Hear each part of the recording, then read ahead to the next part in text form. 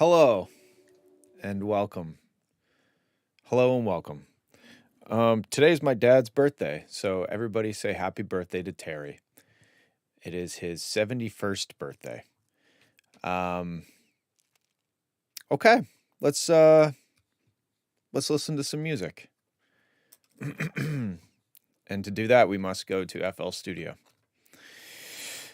Okay, let's have a listen to what you guys have done this week.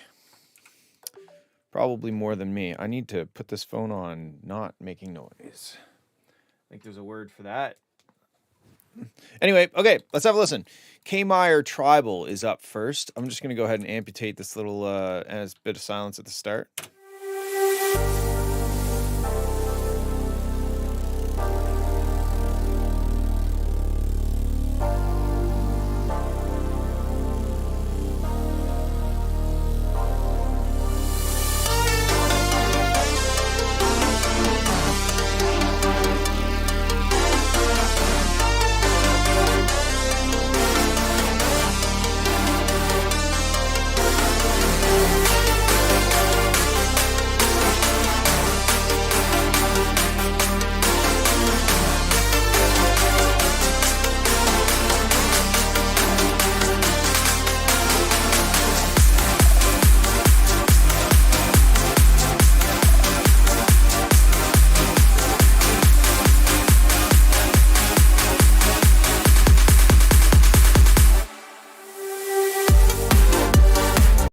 Okay, so melodically this is cool. It's super, super compressed. This is like very, very loud. And that did two things.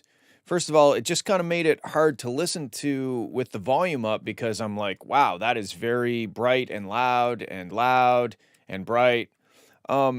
But the other thing it did is when it got to like the drop section or the crescendo moment where we're supposed to be like, yes, it was a bit of a letdown. And I think that is somewhat to do, like the drop itself needs work, but also the fact that this is so big and compressed.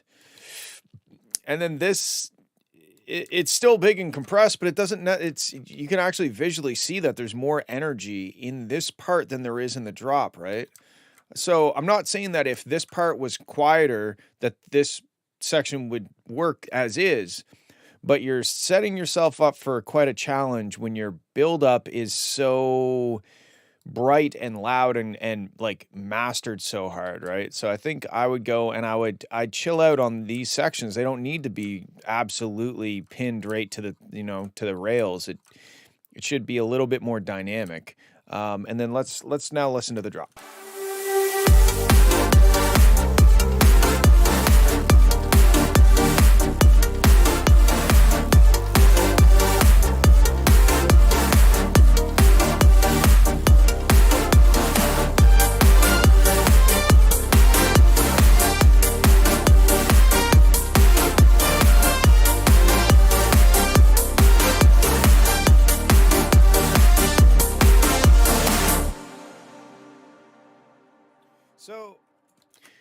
So yeah, this is I agree. Musically, this is dope. The drop isn't that bad if you listen to it on its own.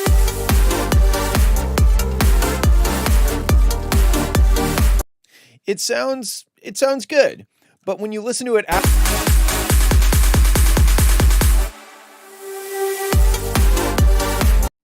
so there's a few things. I already talked about the how hard it was mastered up to the drop, and that just made it a bit of a letdown. But there's like this plinky sound, the ding ding ding ding ding ding ding ding. It's like that plucky sound. That kind of has a bit of a subdued, gentle, sneaky, somber vibe to it. It doesn't sound like super high energy. It kind of sounds like I'm sneaking around through the woods or something. And I think taking that out of this section, at least, we want this I'm assuming you want this part when you drop to be like big energy. You've built this up, you're getting us ready, boom, big energy. But I think you just take the plucky thing out of the first part of the drop. Because to me, the ding, ding, ding, ding, ding, ding, ding, ding, it seems like something you would bring in as like a pickup. It doesn't sound. There's just too much happening when you drop, and it takes away from the impact. And people are saying that there's the timing of the drop feels.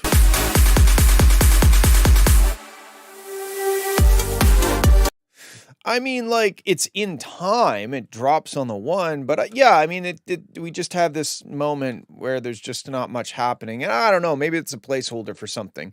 I think musically, this is strong, but production-wise, it could use those notes that I just said. I think bringing that plucky thing in as like the B section of the drop would be useful, because it kind of sounds like, and I feel like I give this advice quite a bit, is it drops, but it's dropping with so many elements that it sounds like we've already like made it through the first part of the drop, and you've already established this is the sound of the drop. And then you bring in the plucks and you bring in the additional stuff. Like you should, most of the time, I think you should drop as simple as you can, so that, and I don't mean like, obviously dubstep and complextro and all that stuff is all very complex sounding, but when you are layering so many different elements on top of each other right off the top, it's just too much, and it takes too long for me to figure out the drop in my head while I'm listening. If you dropped with dun dun dun dun dun dun dun dun dun dun dun, like that's kind of what the thing, that's what the melody is underneath the arpeggio, but then the arpeggio is on top of it. And it's just too much all at the same time. So I would be a little bit more strategic with when you're dropping certain elements. But I think the best bang for your buck right now is going to be to chill out the overall loudness of everything before the drop, because it's just too loud. Okay, I think that's all I got for this one, because it's a short one. It's a really cool piece of music. I think just production wise, it could use some love. All right, let's move on. We got Live Tet, which backwards is Tetville. I don't know if that's relevant or not. The song is called Arbor.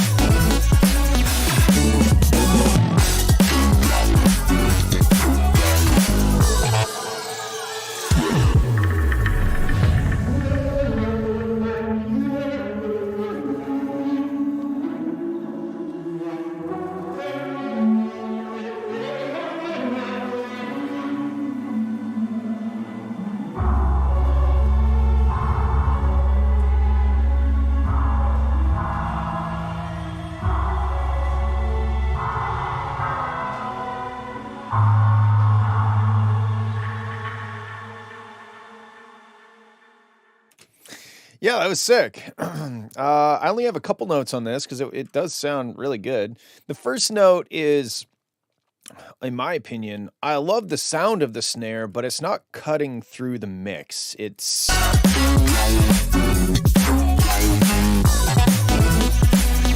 like the sound of it is dope, but I wonder if you could just add a bit more of a snap or a transient or something to make it cut through the mix a bit more. It just, to me, it just needs.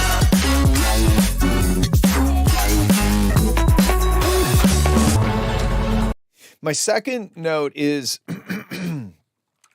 the motif, the dum dum dum dum dum dum dum dum. That's sick.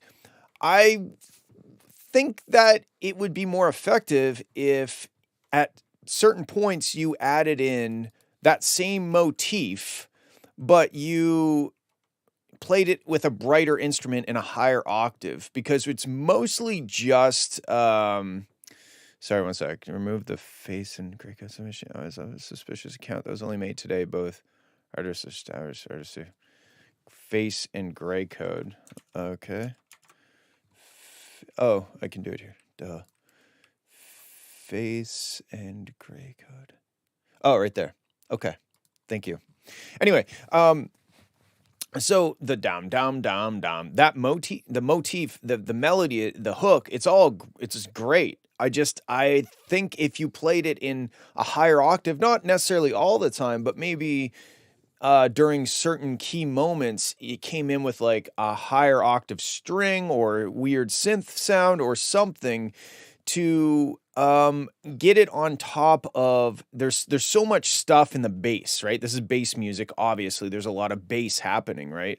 But the motif and the melody are also kind of being played in the bass region. So if you could also add in something that's a little bit on top of that in terms of brightness and octave, I think that's going to help get the motif in our heads a bit more.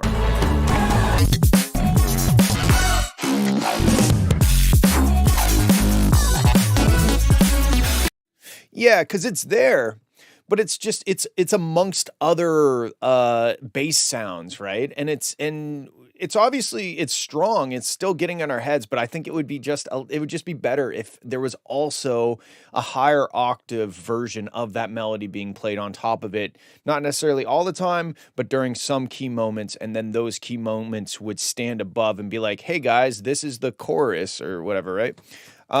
Besides that, sounds amazing. Those are my two notes. Cool. Good job. Thank you. Moving on.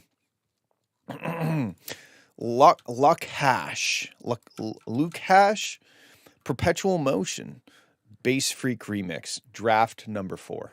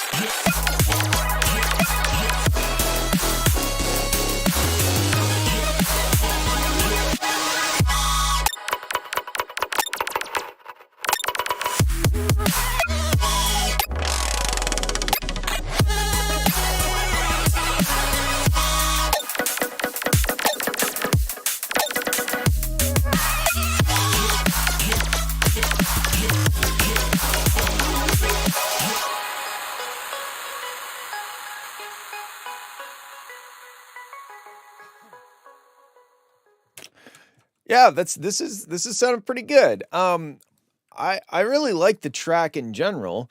I'm a big chiptune fan. In fact, I got I'm writing a package for a television network right now, and I got a piece of feedback, not a good one, and it said, "What is with all of these 8-bit noises?"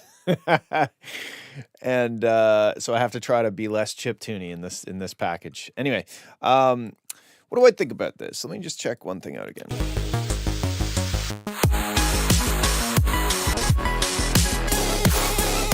I think one thing that I initially thought was it got to this point, and I wasn't really sure. Are we at the drop? Is this still part of the buildup? Like, I wasn't. It wasn't very obvious that we had arrived to what I think is kind of maybe a drop. I think the arrangement in this track is not necessarily the best it could be.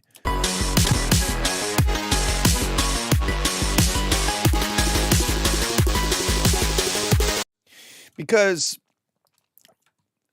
well, one thing I think that's holding this part back from feeling like a full-on, like, drop is if you listen to the sub bass,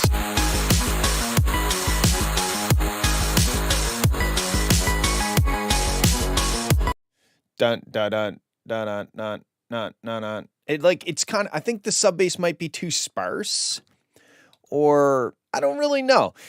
I think it's not just that. I think there's a number of reasons why this doesn't strike me as like droppy drop. And maybe it doesn't have to. It's not the drop, okay? So is this the drop? Because when you go down to like that chord progression and move yourself up, typically what we expect, and I'm just coming to this realization that maybe I shouldn't expect this, but when it goes into these chord progressions, that feels like a response to a drop. Usually the drop is the tonic, right? Like normally in this style of music, the drop section sticks at the tonic. And if you listen to the bass sound in this break,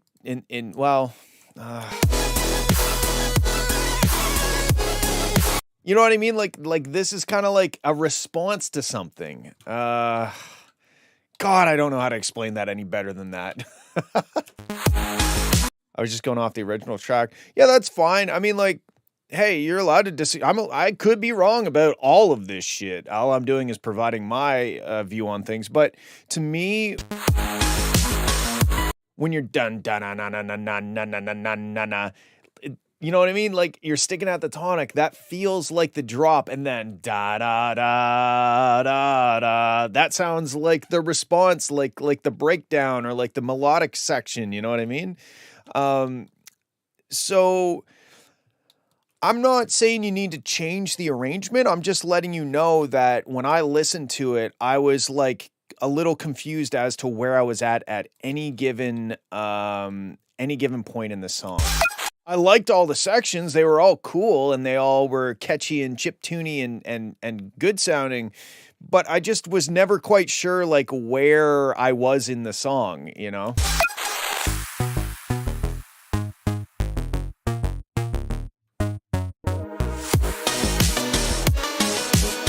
And it kind of continues that way throughout the whole song. Like I just wonder if it would be stronger if the arrangement was a little bit more clear in terms of like, okay, we're building up. Here's the drop. Cool. Here's the second part of the drop. All right. Oh, we're breaking down. We're introducing some new melodic information. We're making the listener feel things. We're building their anticipation back up. Build. And here's a drop again. I know that I'm kind of steering you towards doing the more typical, or what's the word I'm looking for? Cliche, maybe. But, and maybe that's not the right direction, but I think it's worth a try because to me, there's a reason why that formula works. It's because you're managing people's anticipation. You're getting them excited and then you're giving them the thing that they were excited for, you know? And I feel like this arrangement doesn't quite do that for me because I'm always just kind of like, oh, this is cool, but I don't necessarily know where I'm at. And I'm sorry, I know you sent a message, but it's hard for me to talk and read at the same time, as you can probably tell every time I stream.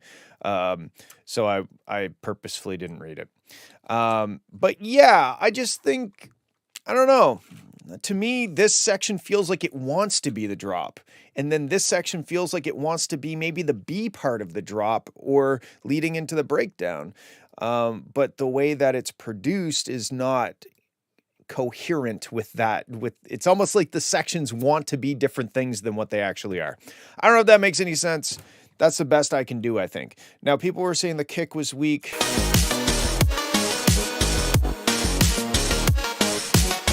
I think the problem is that the kick is short, and that's not necessarily a bad thing, but during these sections, the sub bass is very sparse, like I was saying before. Dun, dun, dun, dun, dun, dun, dun. Like there's a lot of space where there's no sub bass. There's a lot of space where there's no sub bass. And the kick is so short that it's kind of highlighting how short the kick drum is. There's not a whole lot of sub energy there to what's it called? Accompany the kick drum, right? Because short kick drums can work perfectly fine. It's just usually they're paired with a more fuller sounding bass. And that way you don't have to duck the bass as long to make room for the kick drum. So it's not necessarily that the kick drum is too weak or too short. I think just during these sections, if we just straight up listen to the sub region, if I solo just the sub,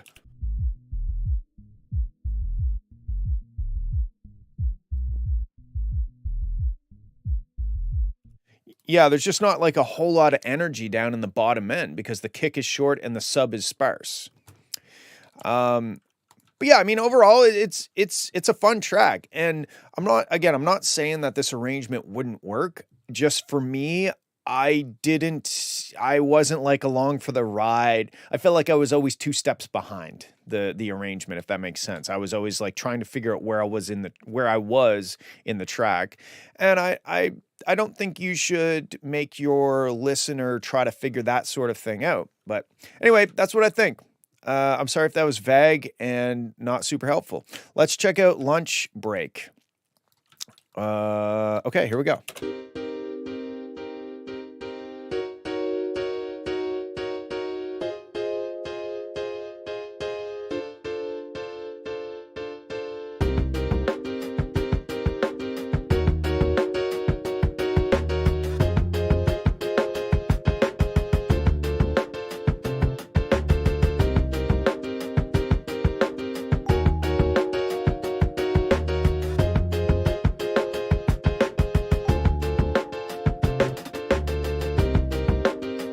This is like, while you take your lunch break, pick your car that you're going to use in Gran Turismo 3.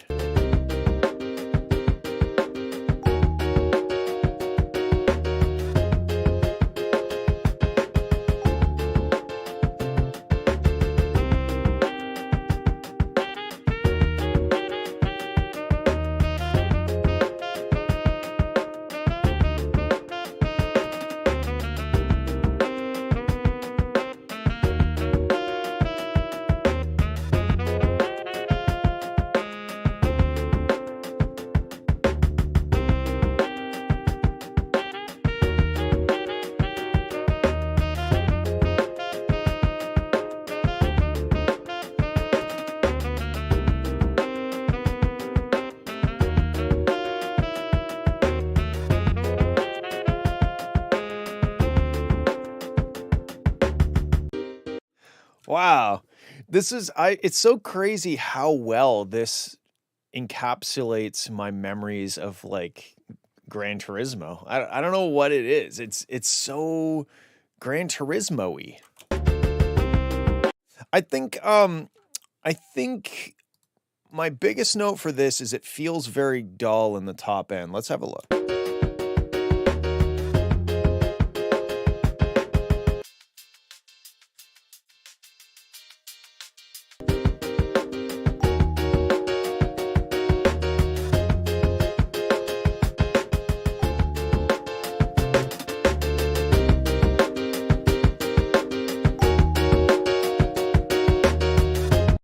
So, like, I feel like overall the whole track could just have some top end. I've added a lot of top end. I'll go and I'll bypass it and go A/B it and we'll listen.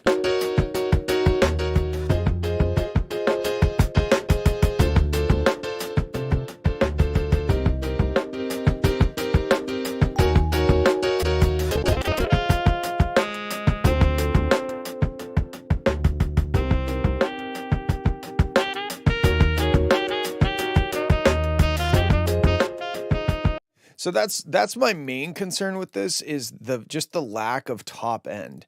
Um, I do think like I added 7.5 dB, and then some of this mid range as well, and then I also added probably a dB in the EQ itself.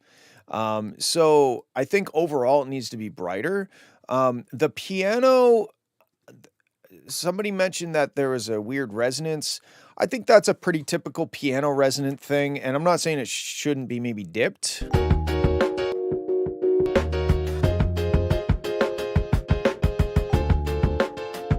Oh, I'm on the side channel. Hold on. Stereo. There we go.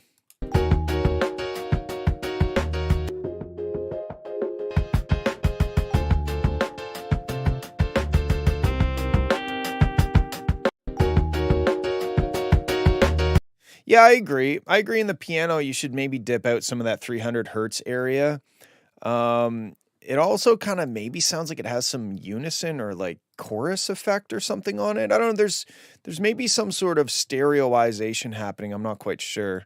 But yeah, I think mostly top end is missing. And also the piano, the velocity, it feels unnatural to me. It's just like every once in a while, just a certain chord. Oh, whoa. If we listen.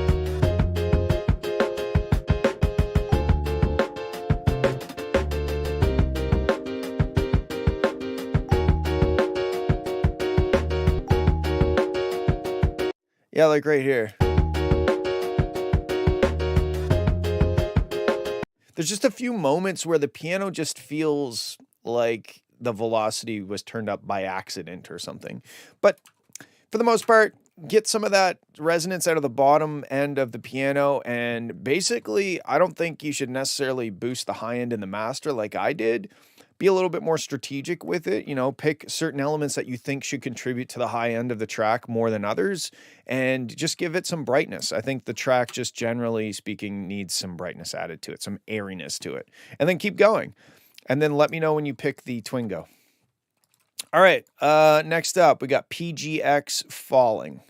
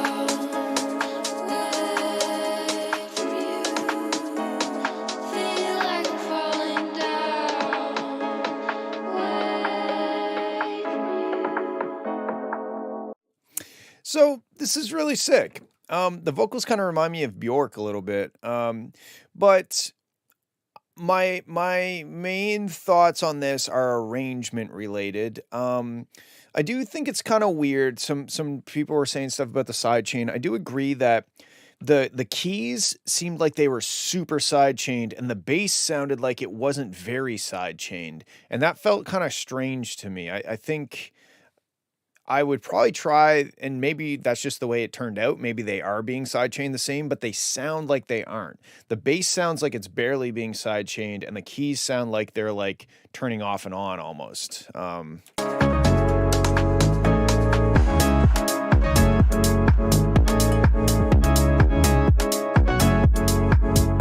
don't know, maybe not. Maybe not. I'm not sure, but I do think that the sidechain might be a bit aggressive on the keys, and for whatever reason, the bass is maybe just a little too upfront. I don't know.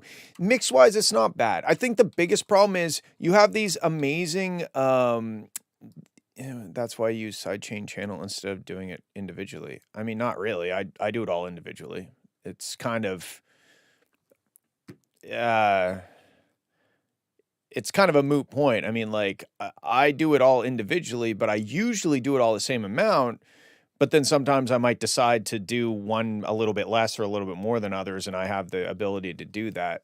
But anyway, the only problem with doing them all through a bus is if you need to stem it out and you want to include the side chaining in the stems, then good luck with that.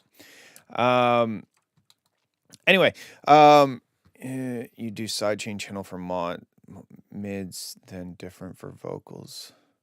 I don't really know what that means. Anyway, I think arrangement is what this could use. You have these great vocals, and I just kind of feel like sidechain buses apply to individual stems. Okay, why are I know, but what if I want to, if you're sending all of the stems through a bus and then side chaining the bus, and you want to stem out the track, all the individual stems, and have them side chained, they're not going to be side chained because they have to go through the bus to get side chained. I don't know why we're talking about side chaining. Like, what is this fucking producer 101? Kind of, maybe. I don't know why I'm being sassy either. It's strange. Anyway, whatever. Side chain however you want. Whatever sounds good. Who wants side chain stems? CTV? Television shows? I don't know. That's how I make my living. Just absolutely fucking wrecking the chat right now. I am. Anyway, back to this track.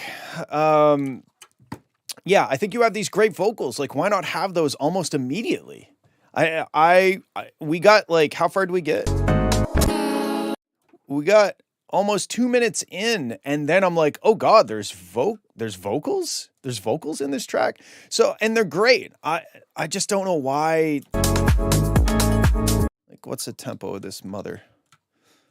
Let's find out.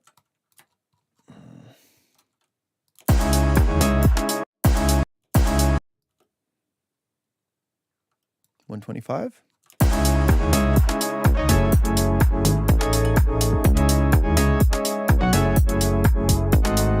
Yeah, 125. Okay, so let's see what it'd sound like if I do this.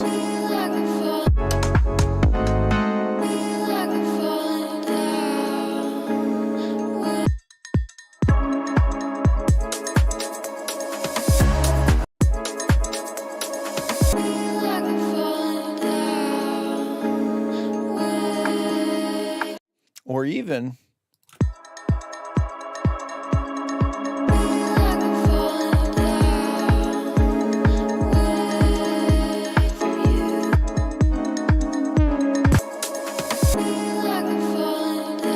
okay, I think this works like this. It's just the reverse symbol thing is kind of doesn't sound right. So let me just grab like a random ass symbol here. Sure. We'll smooth it over.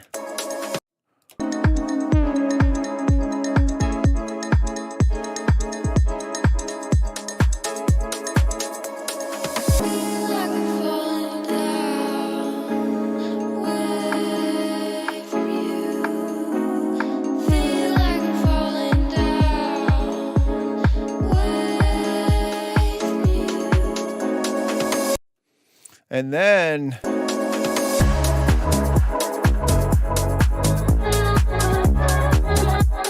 to me, this makes more sense as an arrangement because you have these great vocals. Like, why the listener might not even make it a minute and 40 seconds into the song, and they might not even know there's vocals there, right? So I think this is a superior arrangement.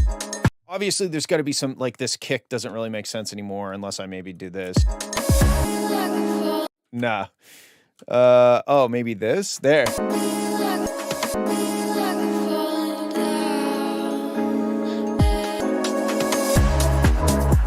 Yeah, I just think the vocals should play a more important part, and the beginning of implementing that would be to bring them in sooner, but then also maybe use them throughout the song a little bit more as well. And I don't know if maybe these are just placeholder vocals or something, but they sound great, and they definitely deliver on the vibe of the song. It's very like I don't know, like you're in the woods being chased by like spirits or something, and you're probably maybe also on drugs, and maybe the spirits don't really exist, but they might as well exist because they exist to you. And the vocals just kind of really get that across. So that's really, I don't know, the side chaining thing, it could come down to personal taste. It doesn't sound horrible. It's just, I would maybe choose a different depth and release time, or just play with it to get the groove a little bit better. It's almost just like off on, off on, off on, off on. So maybe if it had a slightly like more curvy release time or something, maybe that would be better. But the big thing I think is write the track around the vocals a little bit more. Don't bring the vocals in as like an accent or like a cool little thing in a breakdown. Like, make the center the track around the vocals just a little bit more, I think. But yeah, dope song. Good job. Also, PGX, isn't that like an old synth, like a FM synth? And that bass line kind of sounds like it came from that. PGX, is it a synth? I feel like it is. Okay, let's check out Grim. Mostly the same, but more stuff from last week, okay?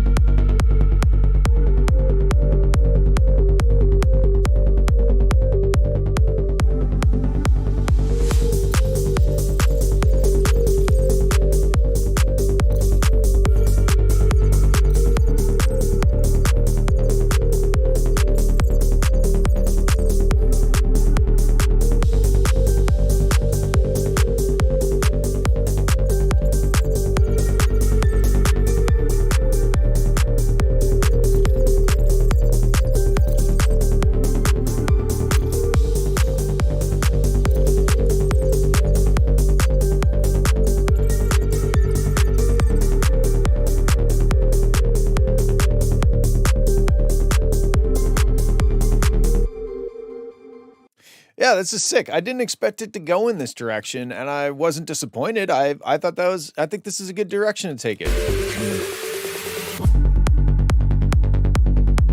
I think that your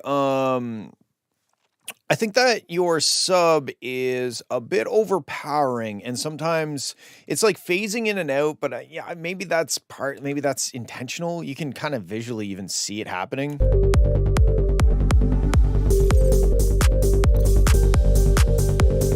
Like right here. And then it kind of comes back in. Is that like a side trance thing to do to make the bass kind of phase in and out? I'm not sure. It seems like a problem, but maybe it's not. But what is definitely a problem is that you can see this is your kick and you can see how loud the bass really is, and you can actually hear it clipping on the master. So like you can kind of see like this is the kick and this is your side chain. You know, this is clearly the shape of your side chain. Yeah, I agree, Bleed. That's why I was saying it's not. I don't know if maybe it's just like maybe it's just a style thing. Maybe that's a side trance, like I'm on acid in the woods, and I love how the bass line is phasing in and out. But at any rate, you can kind of see like right here, your sub bass is going right up to the very tippy top of what's available, but here it's not. So like it is phasing in and out. If you're meaning to do that, then great. That's cool, I guess. If not, then investigate. But one thing you should do is definitely turn it down, or maybe maybe slightly I wouldn't really compress it, but it's when it gets here. Fowler's brought up acid in the woods twice now in the past 15 minutes. So like when it gets here, you can hear it clipping. Hear it buzzing, especially. So when it's phasing and it adds up constructively, you're clipping on the master due to the bass line. Anyway.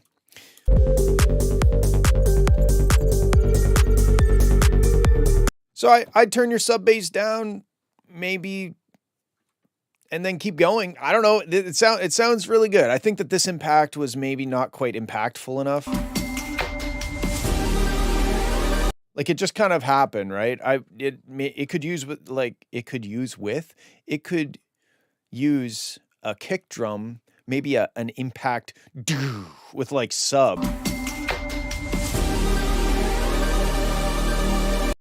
But you've already got a sub bass in there. I don't know, but I just know that this moment, it sounded bigger than it sounded, if that makes any sense. You know what I mean? Like it sounds like it's supposed to be this big, impactful, wow moment. And it kind of is halfway there, but it also just doesn't quite hit me hard enough. So do that and then keep going because it's cool. And it's an interesting style that I haven't heard you do. All right, drop pop. Purple Coins, VIP New Mix. VIP New Mix.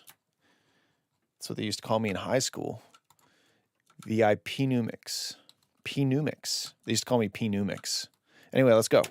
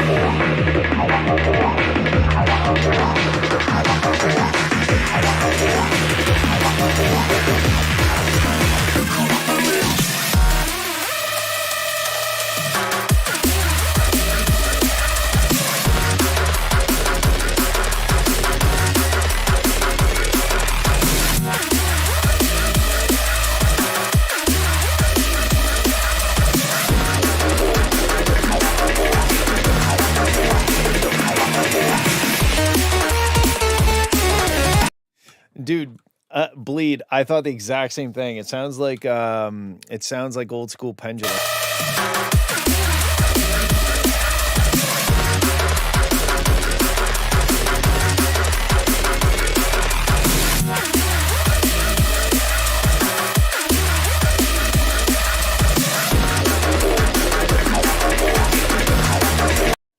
Okay, so I agree with Raham. It's a little bit messy. I think if we dial into what is messy about it, so there's kind of a call and response to the drop, the dun dun dun dun dun, wow wow wow wow. You know, the first part doesn't seem too messy to me. This part here. This part, the response of that part, there's just so much, there's so many sounds.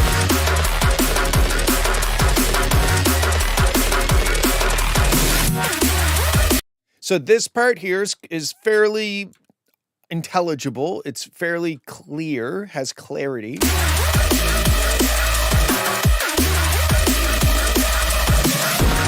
And then this part is just kind of a bunch of wow, wow, wow, wow, wow, wow.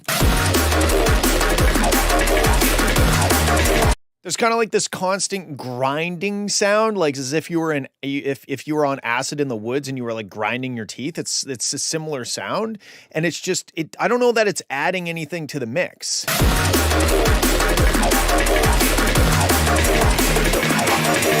You know what I mean? It's just on the side channels, and you've got kind of like a thing that's cool. I don't know. It just seems a little unnecessary to have the grindy sound in there.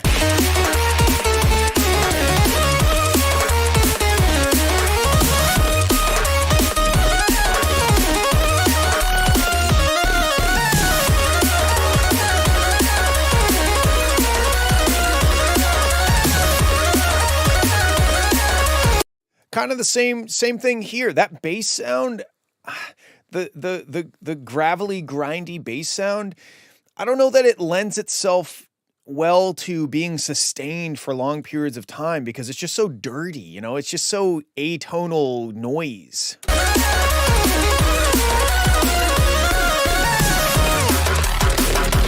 It sounds to me like it would be more like a accent bass or a wub that happens for a period of time, not like a like being played a long period of time. It just starts to get a bit rough on the ears.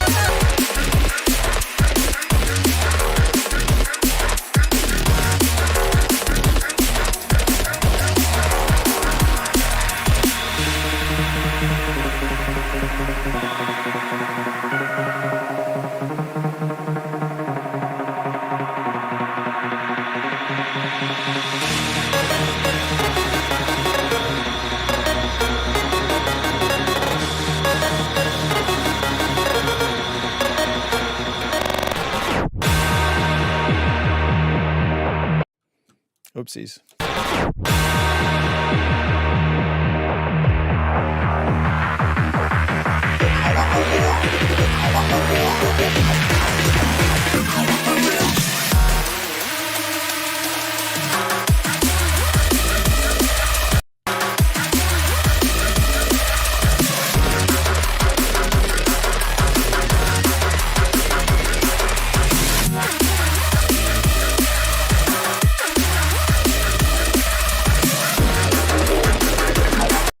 Yeah, I mean, like overall, I think that this sound. Overall, I think that this sounds pretty cool. It's pretty aggressive and it's a little silly when it gets into. If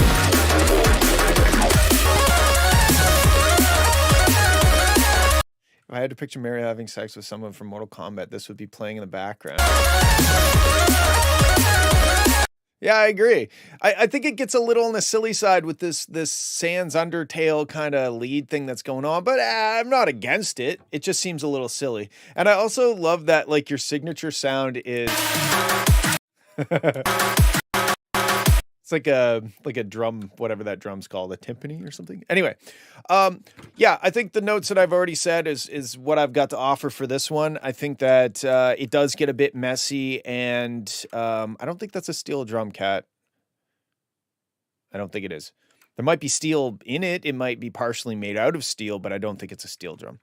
I think it's mostly a matter of a lot of layers that are on top of each other during certain moments of this song that stop us from being able to clearly hear any of those elements. It just kind of sounds like a bunch of noise. Timbali. Timbali. Kimbali. Isn't that from like 90 Day Fiance? Kimberly? Anyway, yeah. Johnny Gambling, messy style fits it. Yeah, I mean, like, I think that I don't think it should be totally simplified and just have one element. I'm not saying it's way out in left field, but I do think that there are certain points where that gravelly, dirty bass just kind of gets on top of, you've got like these interesting wubs and stuff happening, but you can't really hear them that well because you've got this like grinding, super wide sound happening. Cojones.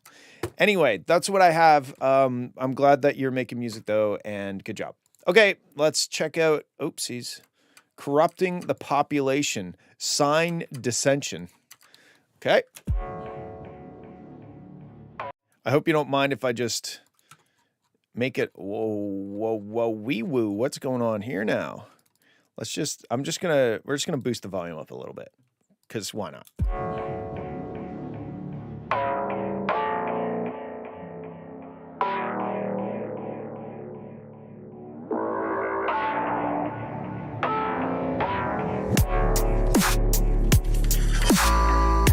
In before Raham shits on the snare.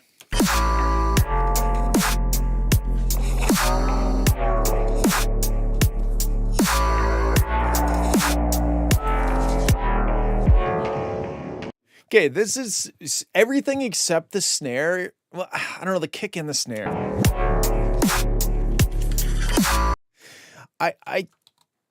Yeah, I agree with Kat. I think that this section, like, I really like this dark kind of mysterious vibe that's going on, but the drums are just like, holy fuck, you know, like vengeance called and wants their dubstep loop back, you know? I think this section would go a lot better with like a more dirty kind of ganka danka ganka da or something like that. I just don't think bringing in even if the track is dubstep, I think this section would go better with like more of like a Massive Attack kind of vibe, you know, or like a Nine Inch Nails kind of vibe. Like, don't go for that like full dubstep fuck you drum.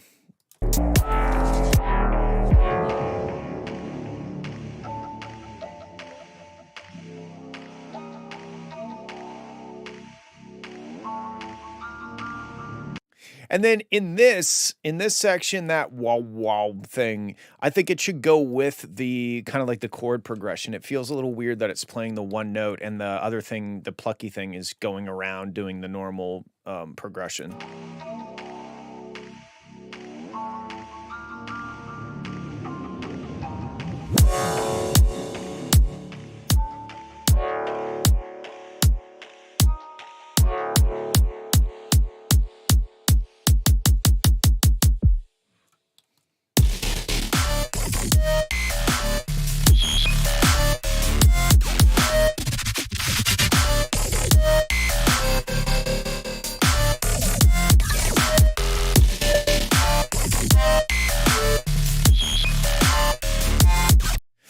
So I really like this. I like what's going on in here, but again, it's just the drums. Like, the kick is so, oh my God.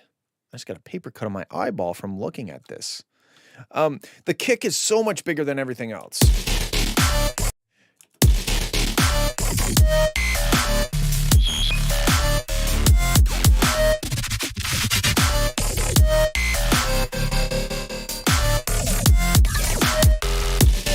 Also, I think you write an FL. I bet you have 2 kick drum samples on top of each other every once in a while, especially at the start. I can almost, because believe me, I've done this many times. I can almost see, and I'm going to just take a wild guess here and say it's 1/4. Oh, wait, it'll probably tell me.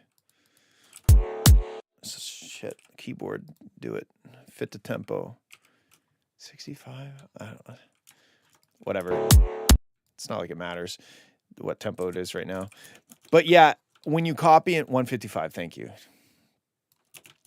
So like, if we look at where there's a loud one here, there's a loud one here. Is there a loud? No loud one there. I would go and check. I bet you that's what it is. But the kick drum kind of just, it lives in a league of all of its own, you know, in terms of loudness. And that's going to really limit what you can do on the limiter, pun not intended initially, but intended at the end of the joke.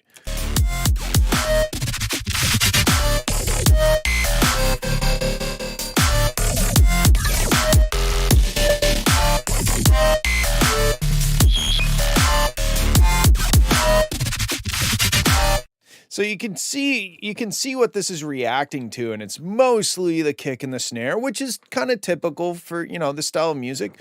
But I think if you brought your kick, especially your kick down, but you also brought your snare down a little bit too, then in the master bus you could bring everything up and you're going to get much more aggressive power out of it.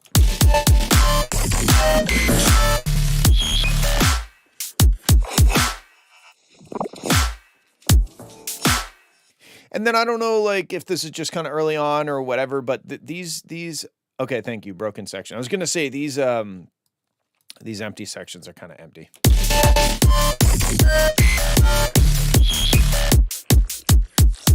Let me turn this off and...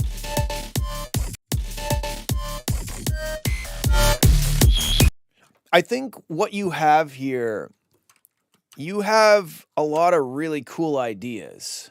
Like, the part at the start is really dope, honestly. This part, besides the dubstep drums.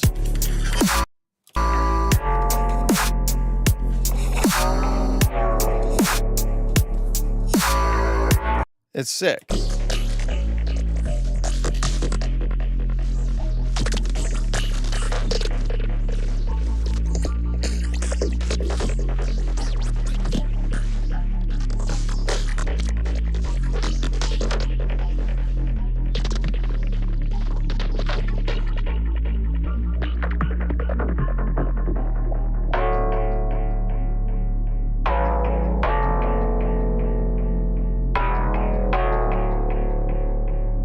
I really love this. It kind of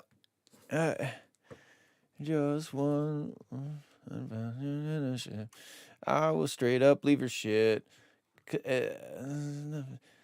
Yeah, My Way by Limp Bizkit. That's what it reminds me of.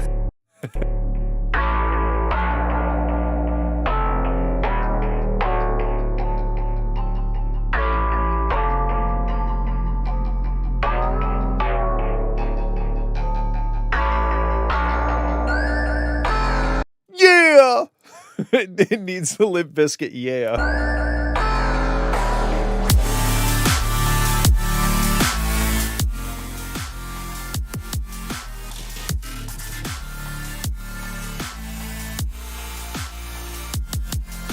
You can really tell how much that kick drum just sits on top of everything else. Like, it really is just the especially the transient of the kick, but the kick overall, it's just a bit aggressive.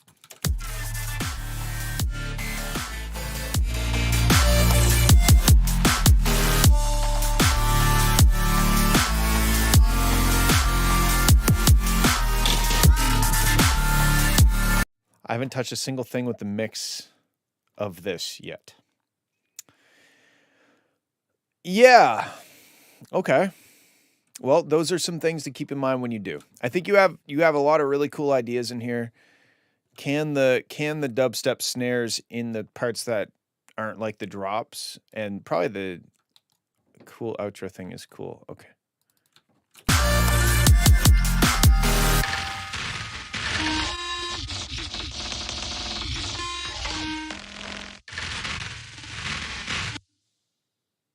It is cool, but what happened to half of the spectrum? That's interesting. Use produce quiet than I used to produce.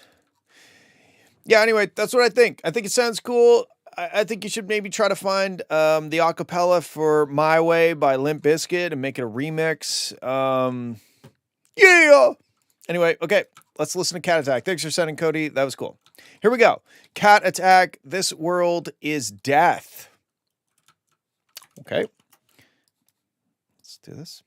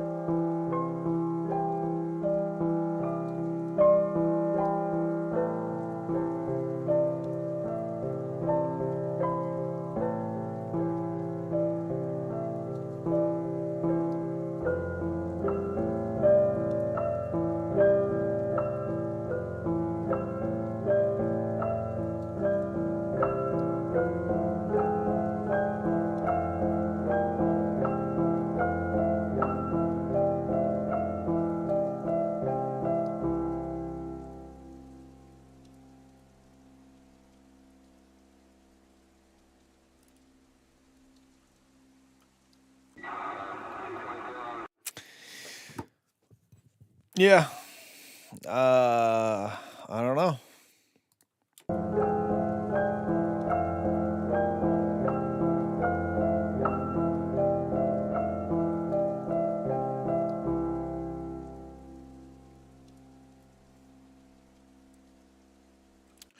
It's ironically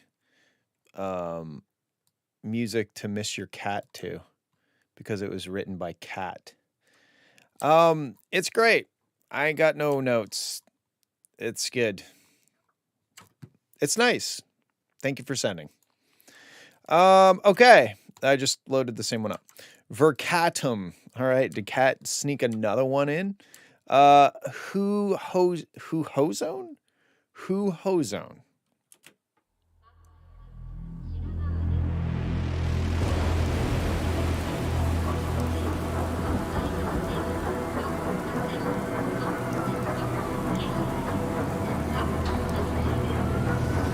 Quite an experience to live in fear, isn't it? That's what it is to be a slave.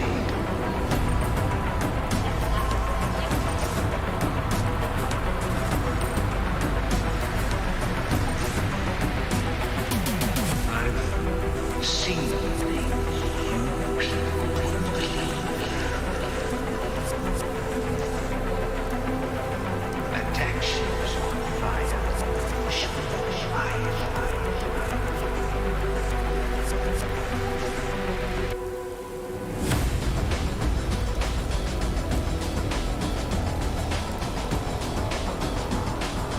like tears in rain.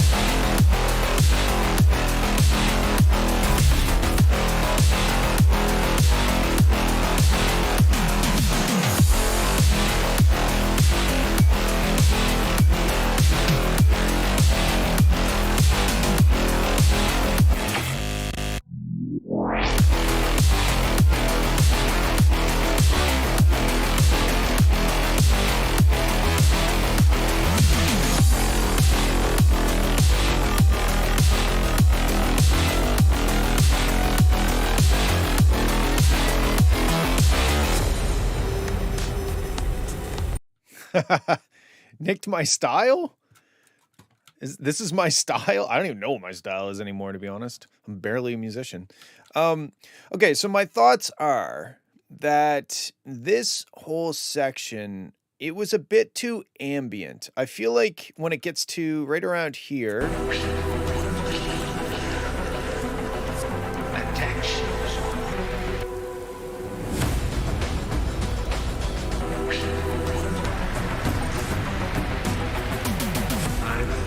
so right around here, after that 2 drum thing, the track feels like it should have stepped up into more edgy sounds, less ambient. The ambient stuff can still be there.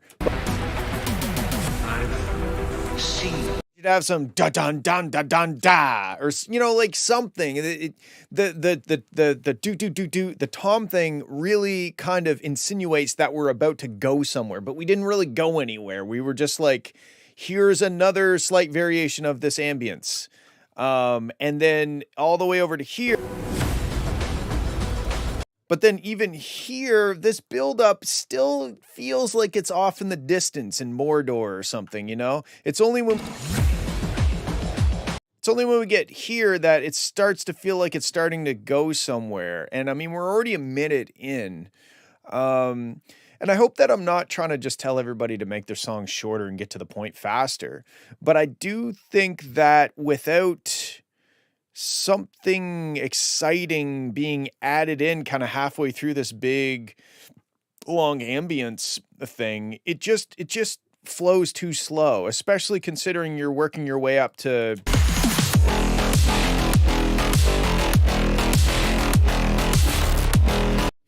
and then there's nothing wrong with this drop. it just doesn't necessarily bring a whole lot of new stuff to the table until like this sound. That was cool, but then I wasn't really a big fan of the low pass fade in. So I don't know. To me, the drop is just a little bit what's the word? Unmemorable. It's just kind of like it's like a cyberpunk drop. There's like I said, there's nothing necessarily wrong with it, and it's a good place to start. But to me, it just doesn't have much of an identity above like a normal cyberpunk kind of drop. And also the way that it was the way it was implemented.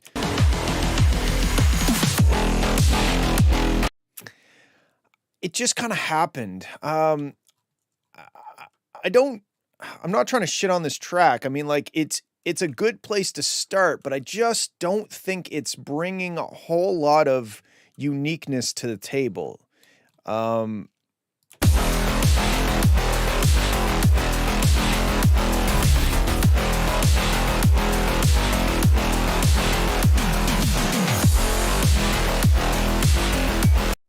Yeah, add more glitches and filters. These are good ideas. I mean, like it's just maybe 4 bars with the bass line before breaking.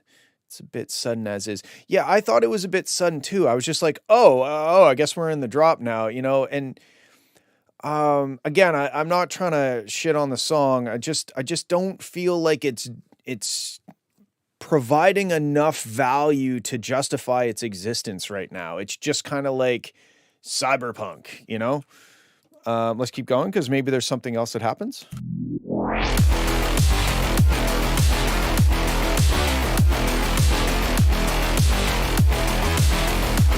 Okay, and I'm just this is just right off the top of my head, so maybe it won't make sense. I mean, usually shit doesn't make sense when that happens. But anyway, so that kind of bass line that's happening is almost like, so say I wanted to make a really cool, amazing and unique sandwich.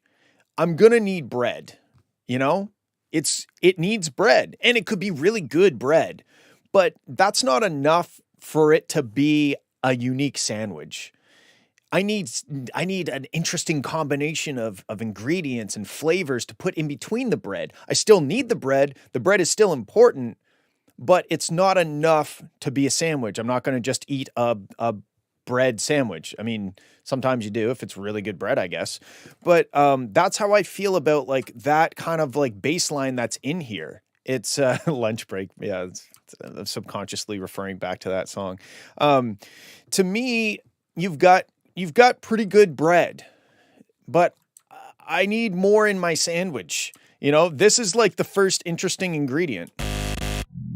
That, to me, that was the first interesting ingredient in the sandwich. And then the rest is just kind of, you know, maybe bread with a bit of mayonnaise on it or something. It's just, it needs to be there and it sounds good, but you need to put some more stuff in there to give this song its own identity. And that's where the innards of the sandwich come from. Okay, let's keep going.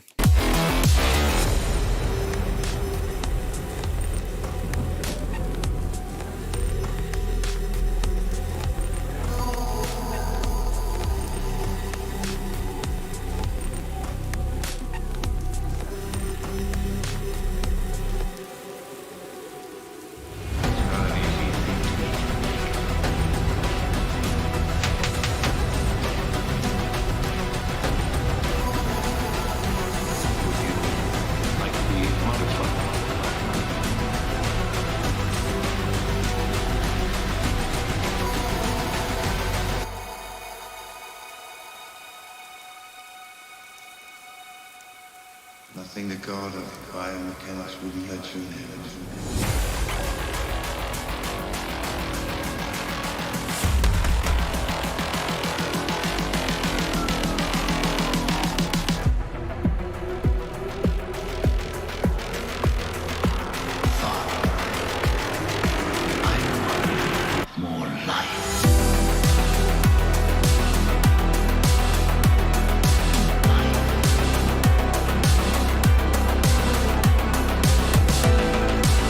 This part is cool, but it feels like a B drop to me. It doesn't feel like the drop. I feel like you still got to drop with like some sort of more aggressive thing and then go into that as the elaboration on the drop. And I also agree that this section flows slow. The pacing is too slow. It takes us too long to get to stuff. And we kind of built up to a build-up, which generally is not a good idea, unless it's like a really short build-up or other reasons that I'm not thinking of. But usually if you're building up to a build-up, you are taxing our patience as a listener, and you are stretching it sometimes to the point where we're like, I'm just going to skip the song.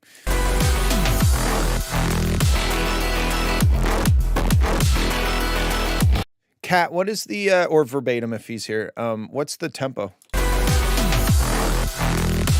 going to guess 110. I'm wrong.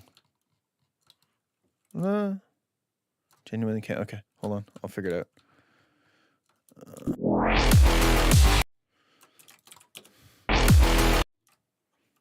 Oh, thank you, verbatim. 100. I feel like this has lots of good stuff in it, but it's kind of diluted. You know what I mean? Like I really do like this actually. More life.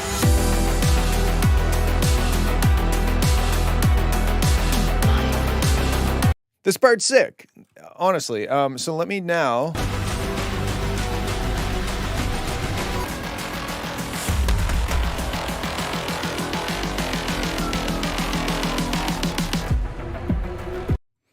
I wonder.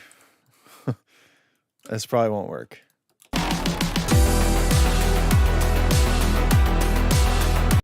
I mean, I still think it should have a drop before that, but that works better.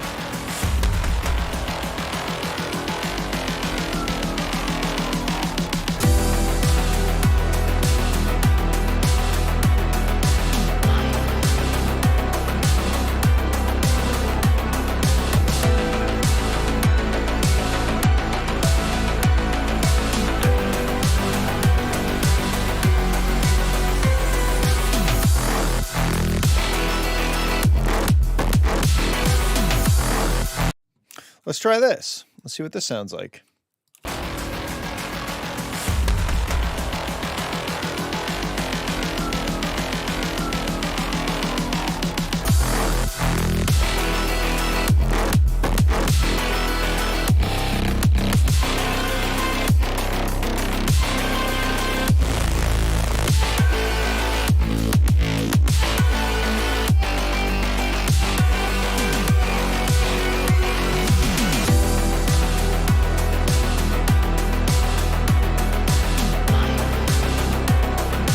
Yeah, I think that this works a bit better. I don't think it's perfect, but I think it manages our anticipation a little bit better. This to the first half is a lot more captivating. Yeah, I think this part right here. It's got the dun dun dun dun dun dun dun, like the string thing, which is that's part of. You're adding some stuff to the sandwich. And so again, going back to the sandwich analogy, can't fucking talk. Going back to the sandwich analogy, I think that you have some decent bread, but you need to get like a crazy fucking deep fried pickle in there or something with some nice crunch to it. Like I think that's my two main things. The pacing is too slow. The development is too slow, which kind of goes in the same hand as that. And make the sandwich have more interesting stuff in the middle. Okay, that's what I got to say. Thank you for sending. Let's check out 10 to 2. 10 to 2. I think he told me how to say it, and I don't remember. Almost holding on. Okay, I'm assuming that's a typo, but maybe not.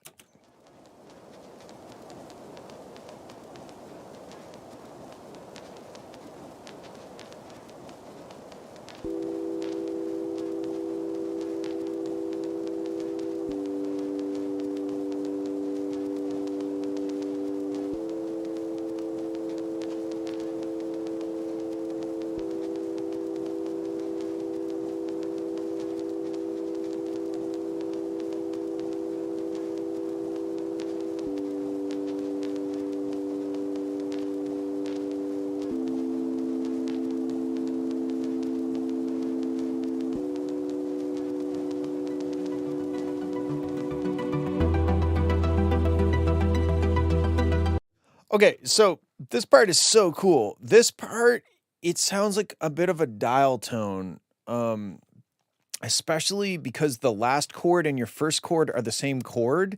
So that moment from holding the last chord and then continuing to hold it for the first chord of the progression, it got a little like it was almost like a sensory deprivation tank or something.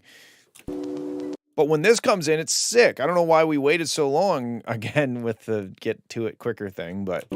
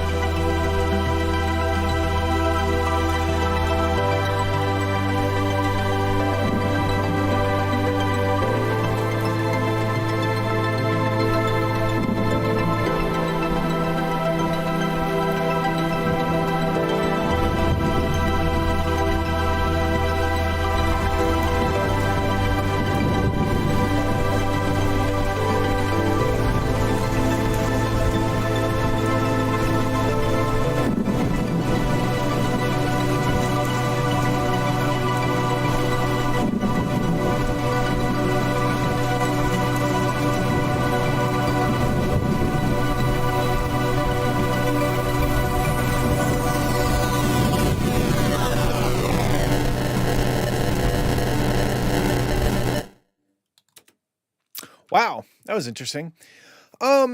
So my first thought is like this part, it just to me it maybe it could be half as long. I don't think it needs to go twice. I don't think it's doing anything new the second time around. So why do it twice?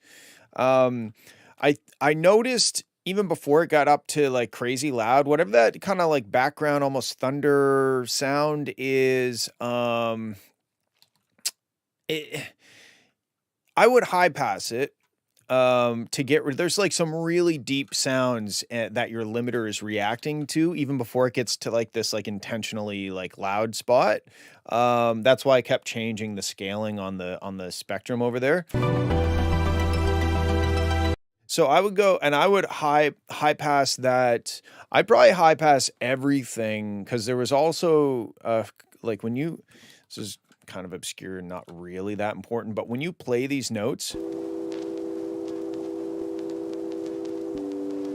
when you play the start of a note, there's a little tiny thud in the very, very deep bottom end. And if you cut that out, I think it would sound better. It's very subtle, but it's worth mentioning. Like listen to the difference. If you're listening on a phone or like crappy speakers, you probably won't hear a difference, but if you're listening on decent headphones, so this is with that low end cut out. And then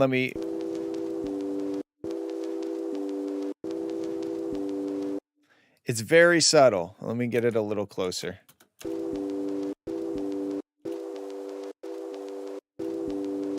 but do you hear the?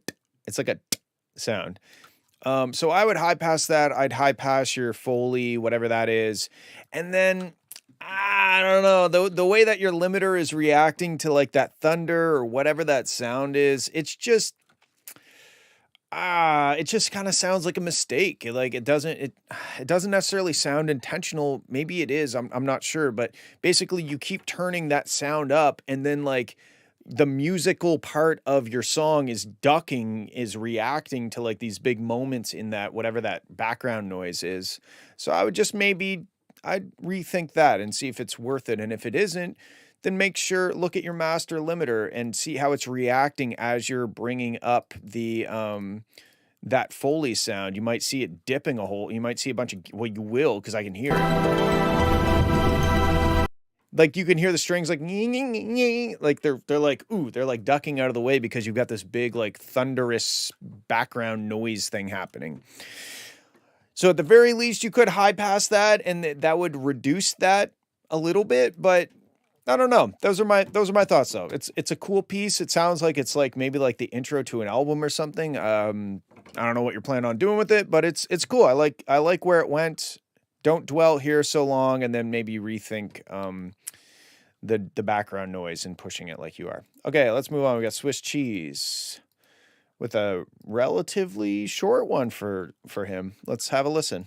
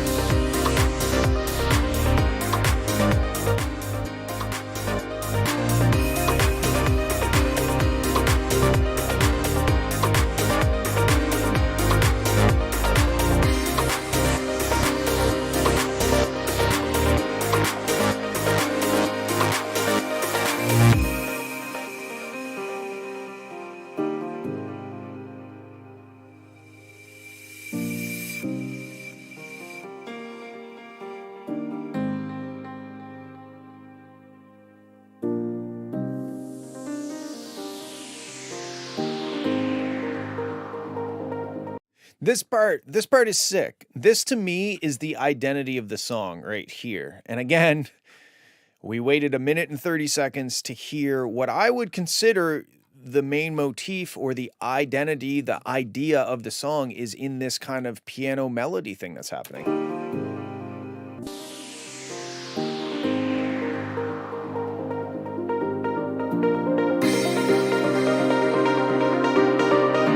Like, imagine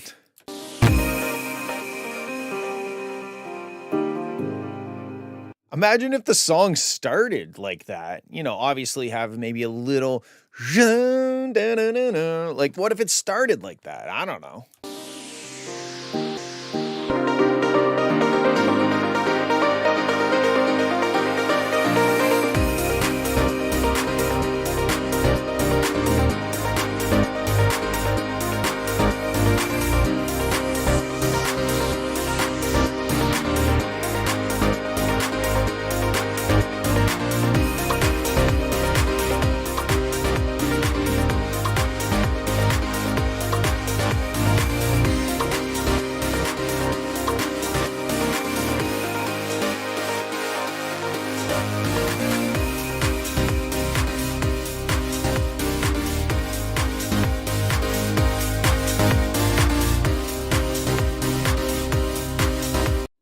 Are those main synths being sidechained? Like the super saw? They don't sound sidechained to me. So I would sidechain those.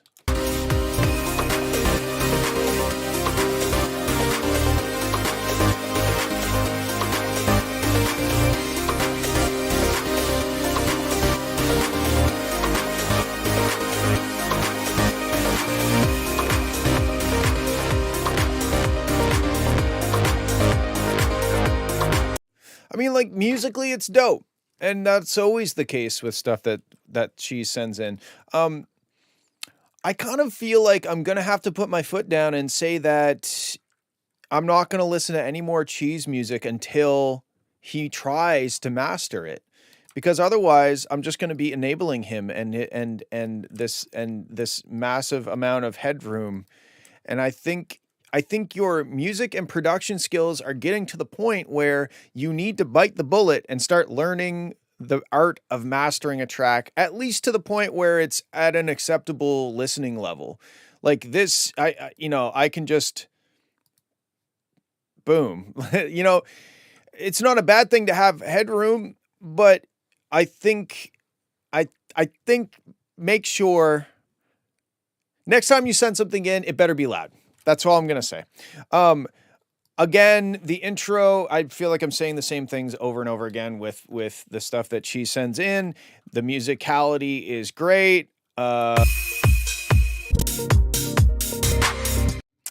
This isn't as bad. I think there's some progress in the whole, like, it starts off as a DJ intro and it doesn't have a whole lot of listenability to it.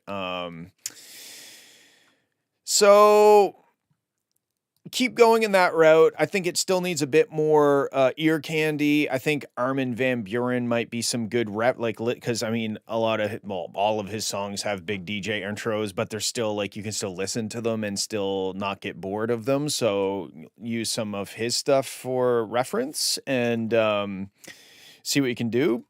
But to me, this thing that happened a minute and a half in was beautiful and seems to capture the idea of the song in a more tangible, graspable, like sonic experience. The rest is kind of vague and it's developing and it's moving through this journey. But when we get to this section here, it's like you have collapsed the quantum field of possibilities into one idea, and here's the idea. And I think that moment should happen sooner in the song.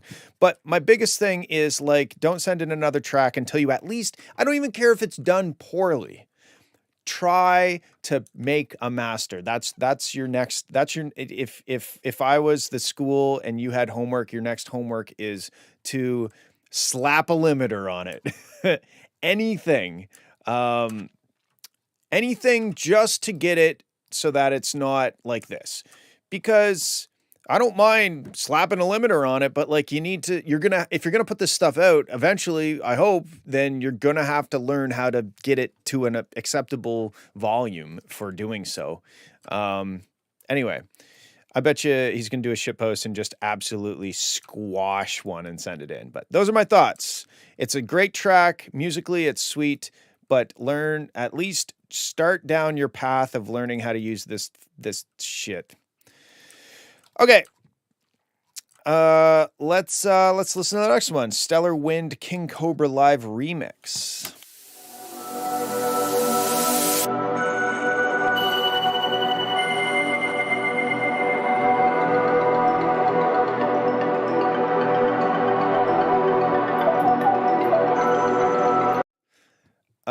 That was very loud.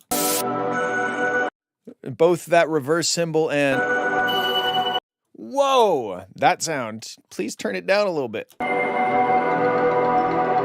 On purpose. Okay, well done. You have hurt me a little bit physically.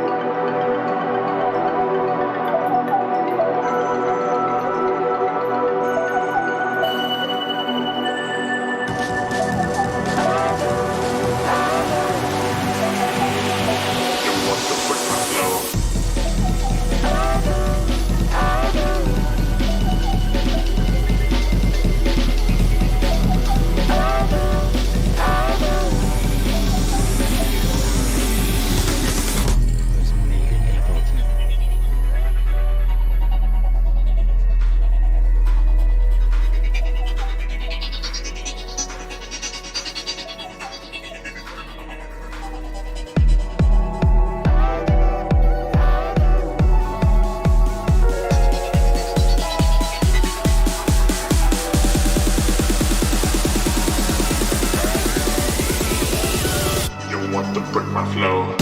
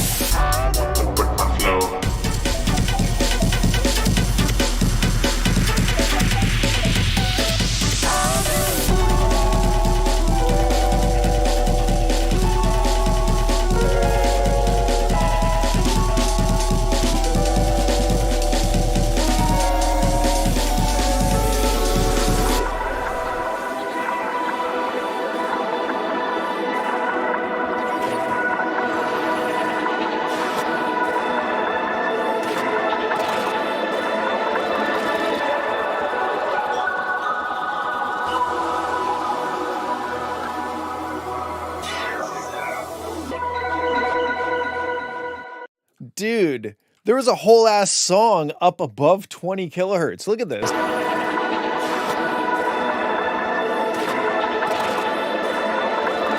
You have an entire song's worth of information from 20 kilohertz to 25 kilohertz. What did it say? Above Nyquist. That's funny. I want to try something. This is fucking weird, by the way. And I don't mean that in a bad way. I'm going to do this.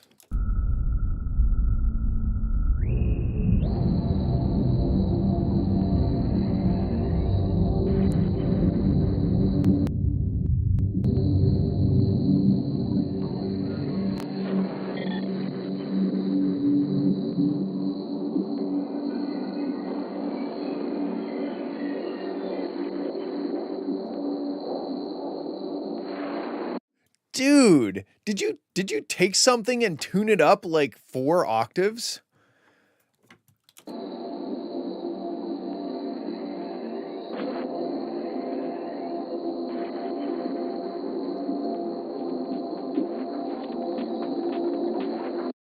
This is the weirdest shit. It's like, because there's, you got to understand, I tuned this down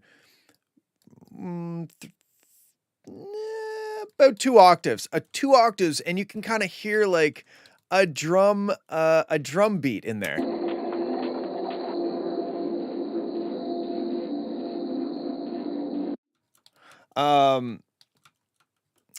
Anyway, to address, pitch it down more.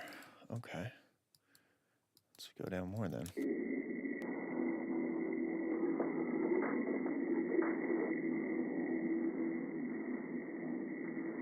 It's nuts that is all above audible frequencies. That's fucking insane. In terms of mastering, yes, yeah, the loudness is achieved in every process along the way. It's not achieved in the mixing. It's not achieved in the mastering. It's not achieved in the sound selection and the production. It's achieved in everything. But the thing with Swiss Cheese's specific example is that he just has all of this headroom for no reason. And that's what I was talking about, is that just slap a limiter on it or something, like to bring it up to an acceptable level without even talking about dynamics at all. Anyway, that's what I was talking about. So what do I think about this King Cobra remix? It's as interesting and weird as every other King Cobra song that has been sent in. It is, if it wasn't for those piercing frequencies, I would say this is the most accessible track that King Cobra has ever. King Cobra Alive. Sorry, I should be saying the full name. I shouldn't abbreviate. It's definitely one of the more accessible pieces. Those piercing frequencies are certainly piercing frequencies. You want to break my flow.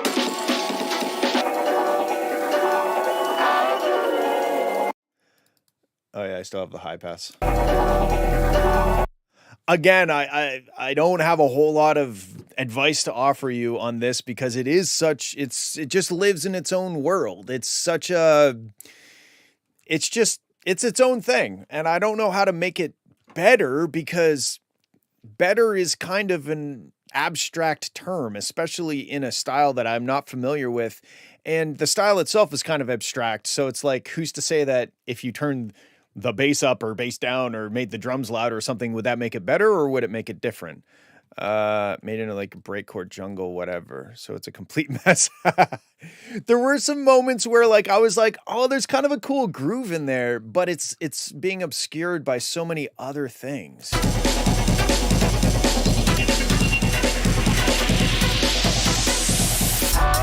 with my flow.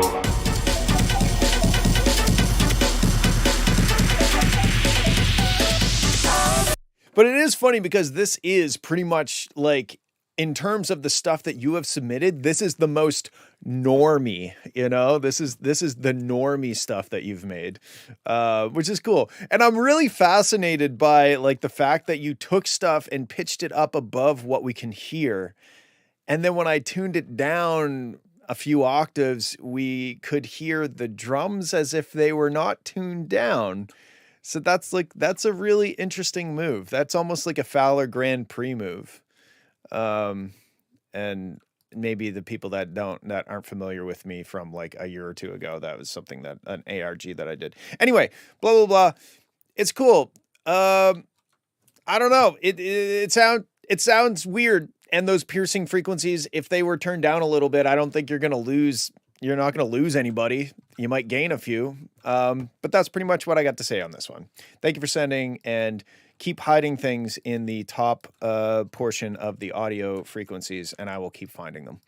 All right. I have no idea how to say this. It looks like an SPC number, like the one that you can't look at, or if you look away, it'll break your neck. I'm going to say SPC. What's it? Secure, Contain, Protect.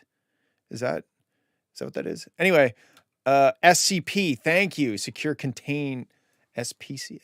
Blah, blah, blah. This one's called Symphony. Wait, it's space? What? Space? Is 22 like the ASCII code for A? Okay, anyway, whatever. Here we go.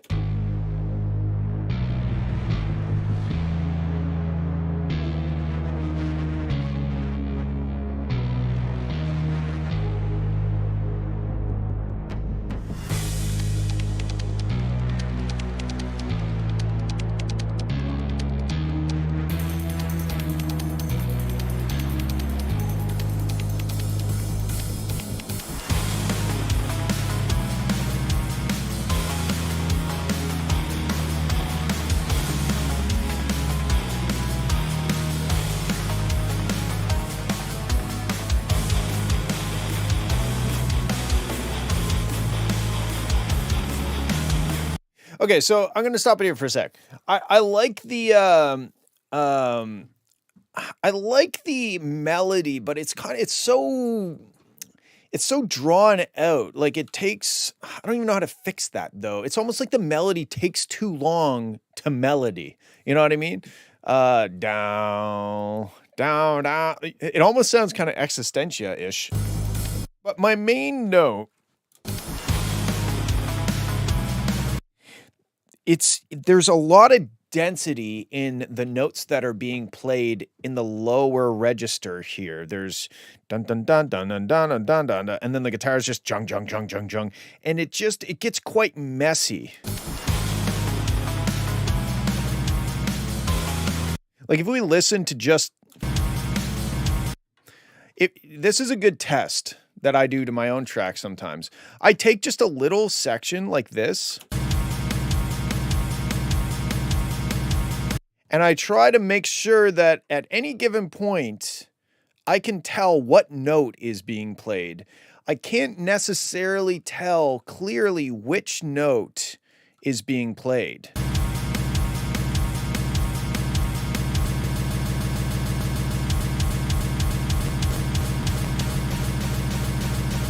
You know what I mean? Does that make sense? There's a lot of notes on top of each other.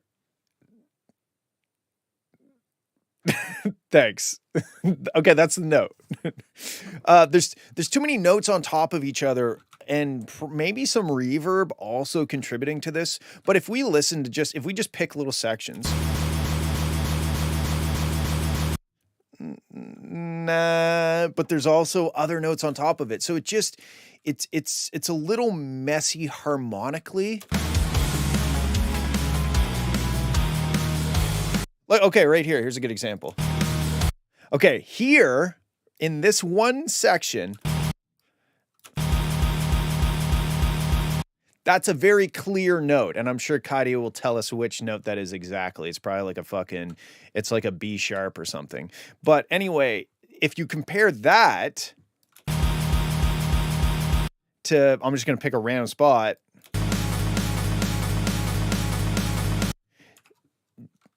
I hope this is making sense. It makes sense in my head, but it's because I'm the one saying it, so that kind of makes sense, right? To me, anyway.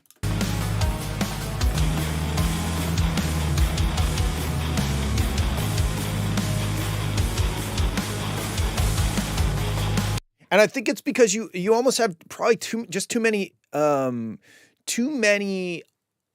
harmonically dense sounds on top of each other, maybe playing chords. I can't quite tell, but I would try just muting some elements and seeing what happens. Like strip it down to the bass, the guitar, and the drums. Get rid of all the synths and stuff and just listen to it.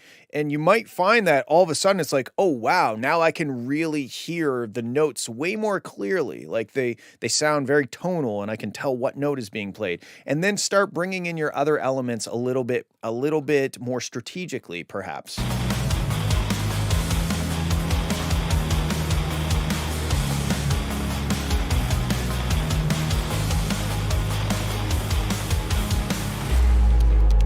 But yeah, I think it's mostly the fact that you just have a lot of elements at the same time and they're all quite dense and they're all playing notes in the similar area, but they're not playing all the same notes. So it leads to some harmonic messiness.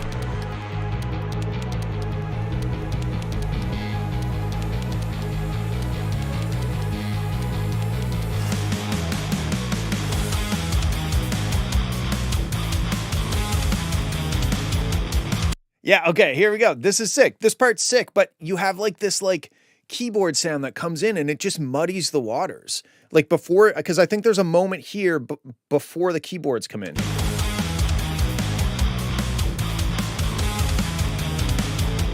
There's like these keyboards that come in and I don't think they're helping the cause. I think they're getting in the way of that sick riff.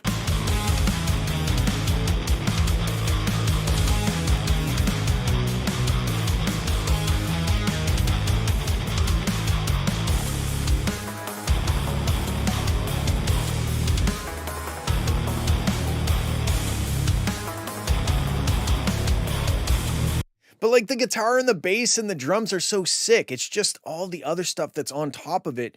It just becomes a bit inaudible and just kind of feels like a bit of a soup.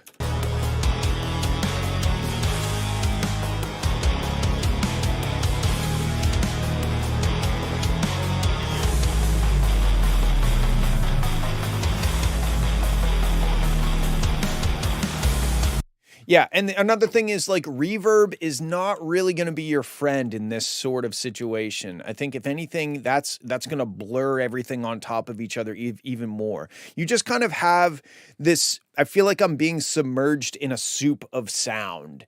And it doesn't necessarily have a lot of tonality to it because there's just so much stuff kind of mixing around in this like viscous kind of soup. And that one moment where you dropped in, was it right here? That sounds dope. And that's how I know that like your guitar and your bass and your drums all sound good. But then when you start bringing in these synths, I think it's not quite working the way you've got it so far. I hope that helps. I'm not great at this style of music, so take everything I say with a grain of salt because I could be wrong about all of it. Okay, let's move on. We got Simulcats and Eswin, Kill Issue. Wow, it's a Bastion reference. Get it? Because it's missing the S. Here we go.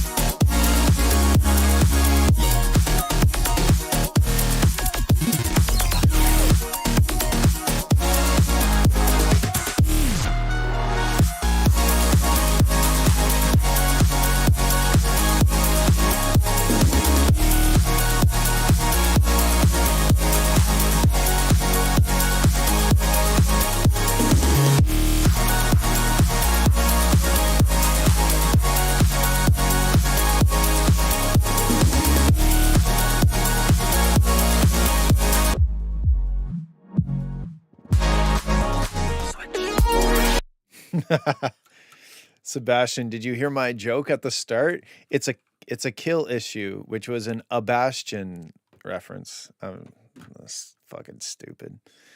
Okay, what do I think? I think it's dope. I think that when it gets here,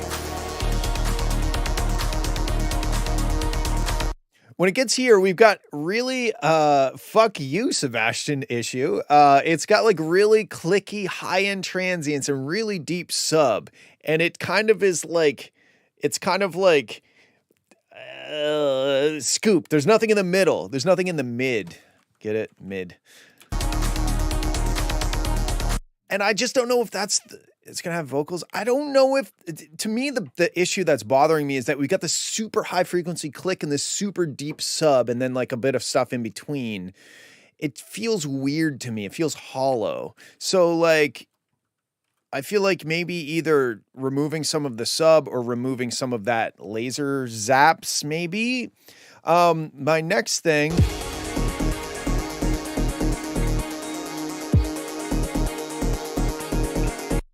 Those low pass kicks, I don't know. I don't know about the low pass kicks. Maybe they're just too loud. They just kind of stick out, you know? And then this is just out of curiosity. If you guys were collabing, did somebody send something? Did somebody send somebody the track and then somebody added like a top loop to it? Cause you've got like this fuzzy limiter looking thing. And I don't hear it. It's not an issue. I'm just curious because it looks funny. It looks like it's been mastered and then there's been a very small shaker loop added to the mix after it's been mastered. Whatever, it doesn't matter. I'm just curious. Okay, let's keep going.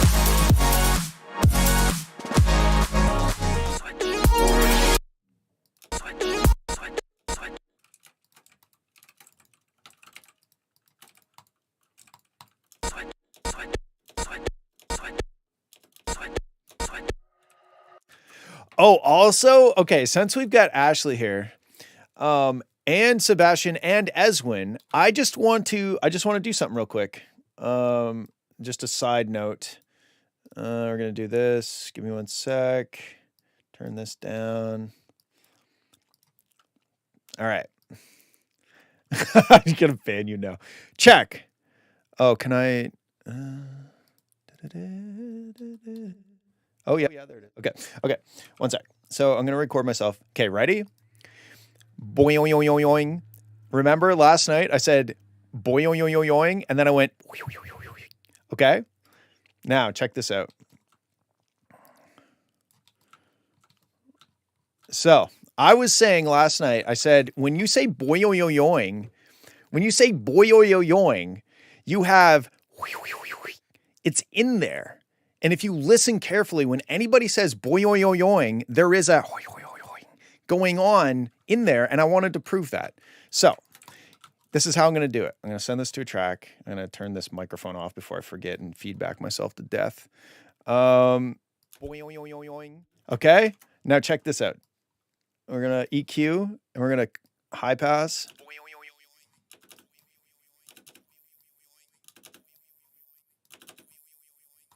Okay, and then we listen to this.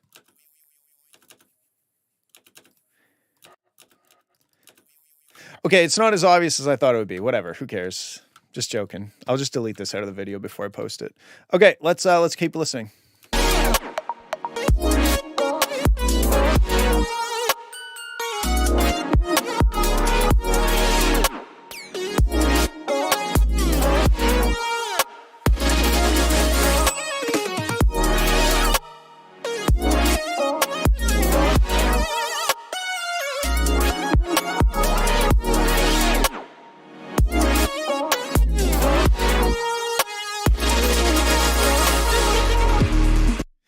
That was a baby making moment.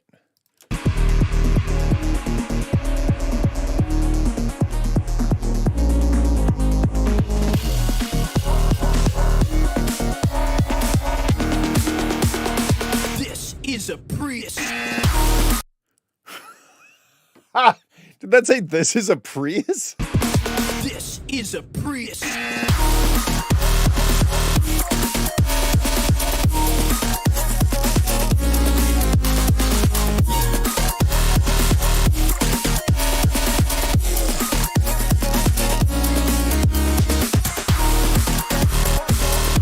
Okay, this is what I got to say.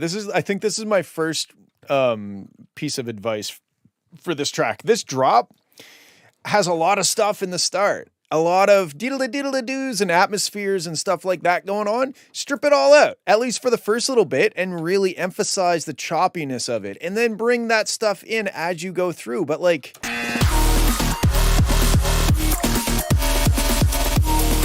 You know, there's so many layers, and usually that's a good thing. But if you're trying, I think, and this is my style, and when you listen to the music I make, it's obvious. But when you go to drop like this, to really emphasize the chunky transition from sound to sound and the rhythmic cutting that you're doing, removing all of that background blur that's underneath all of that stuff is generally a good way to do that. And then you can bring that stuff in to make the track feel like it's progressing towards something, as a pickup, as people say.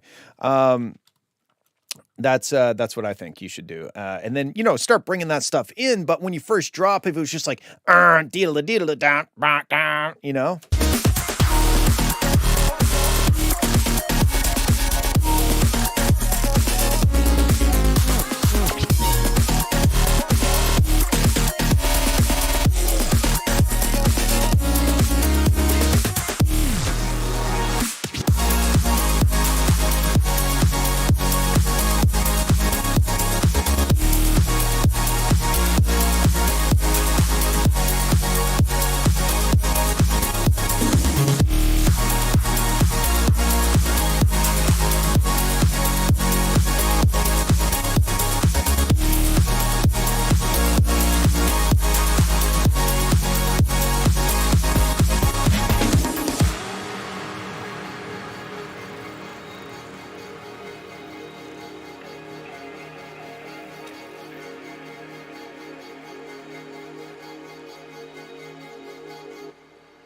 You know what's funny? This is a very well hidden secret and not a very well known fact. But this is right here.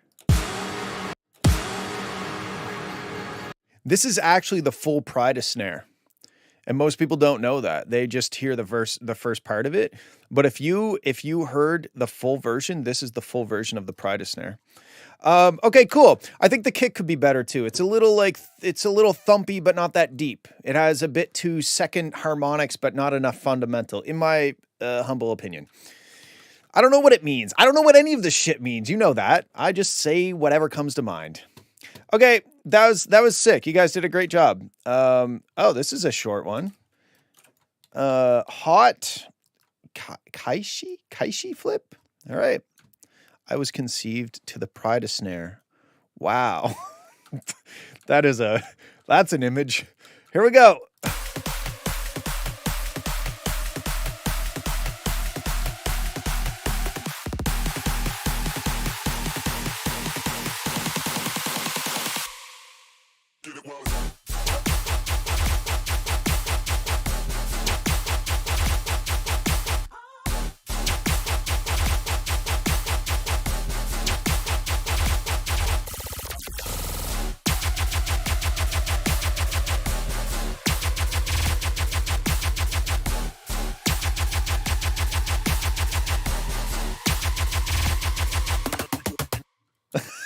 I love this last bit. Black at the giggle.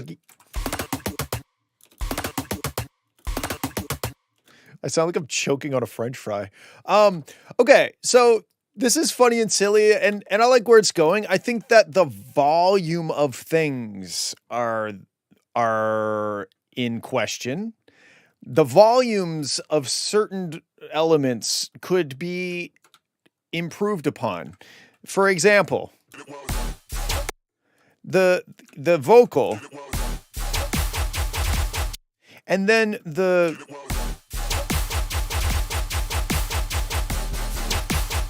I feel like the elements from the stems of the song are very low, and then the yoinky sploinky bass dub step wub step stuff is very loud. I feel like the yoinky sploinkies are very loud and everything else is kind of just existing underneath of that. And also you need to look into side chaining because I don't think there is any.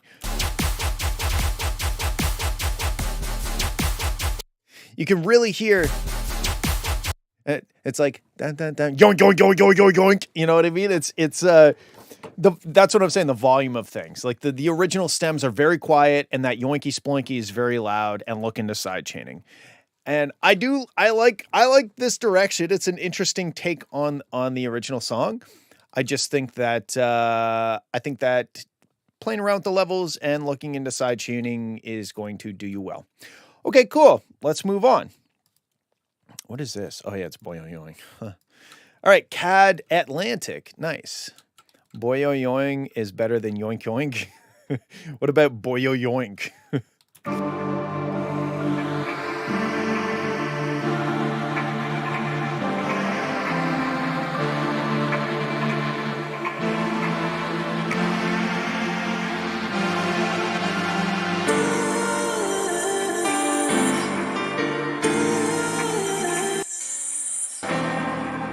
Okay, first thoughts. Those vocals have very very resonant in the like 8 to 10,000 hertz.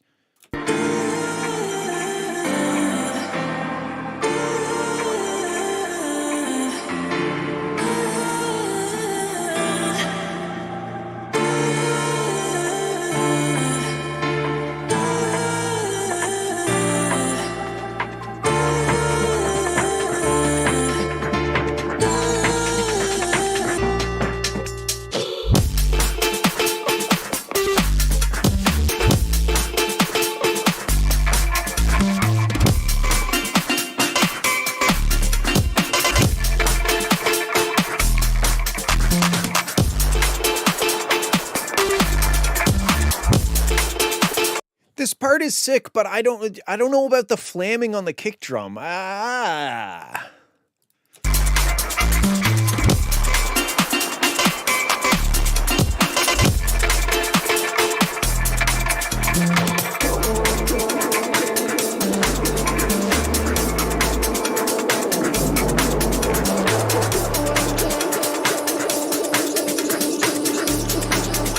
The flamming, like instead of doom, it's like brum, brum, brum. It sounds like as an average master. It sounds like there's two kick drum samples very close to each other. Instead of a one doom, it sounds like doom. Like yeah,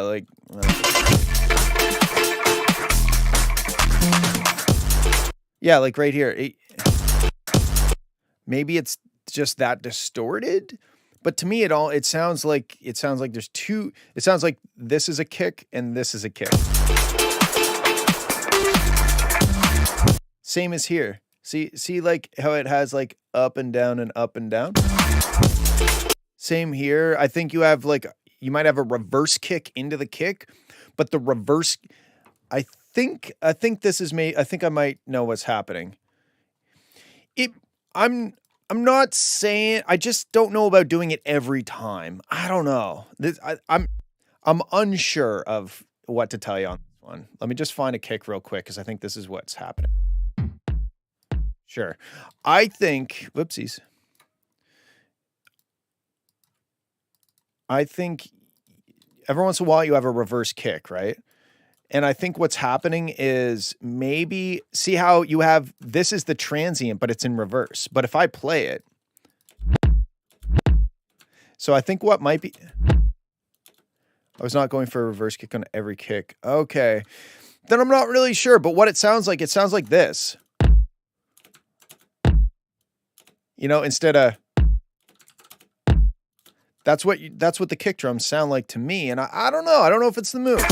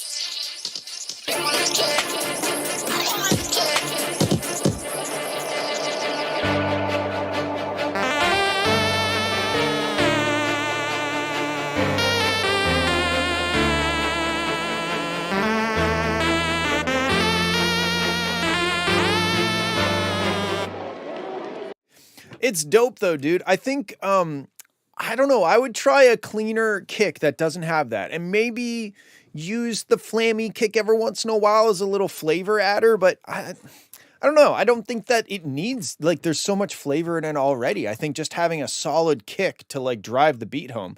So I know you don't want the 7 kilohertz SA or whatever, but like it is quite it's quite harsh. There's some moments that are like right there, like very harsh. So I would probably do something about that, because it's not really like it's adding anything of value. It's just harsh. And then I think you have so much noise and atmosphere, which is great, but that also gives you the opportunity to create some crazy contrast. So like if you took that out for even if you took it out for like a quarter note and brought it back in, and you played with how noisy the track was, maybe certain sections you pull it out all together and we just get kick, dung, dung, dung, dung, whatever the thing is that's dunging, and then you bring the noise back in. I think that having the noise go 100% of the time might not be the move, and to use the fact that it's so present. It's so present in the mix that if you took it away, it would be like it would be like an impactful moment, right? So you could use that. But yeah, it's a sick track. I think I would try a kick that has a very clear single transient punch per kick. And maybe you don't like it, in which case, don't do it. But yeah, I think that's what I got. I think that's all I get to say about this one. It's sick, and keep going. All right, last one. We got Kagra. Voices, April 5.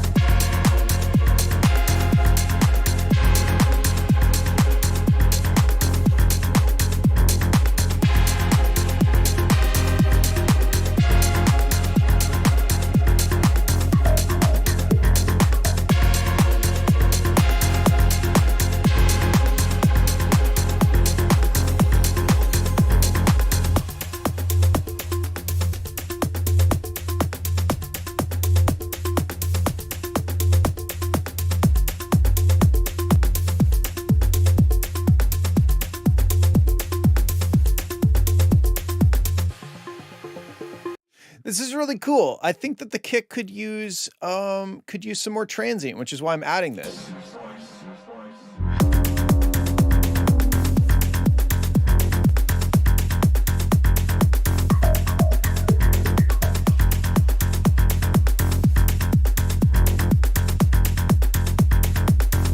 I think that helps. I think adding because your kick is very chill, and you can almost see how chill it is.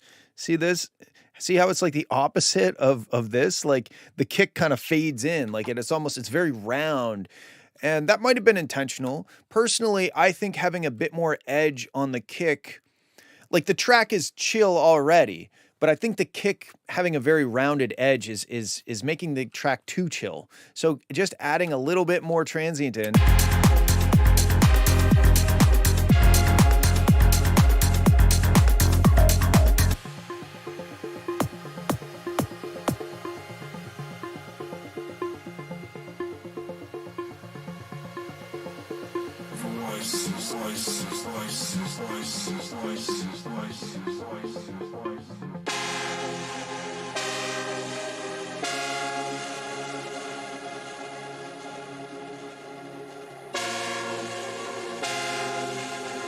I think the arrangement here is a little off, like the flow of this.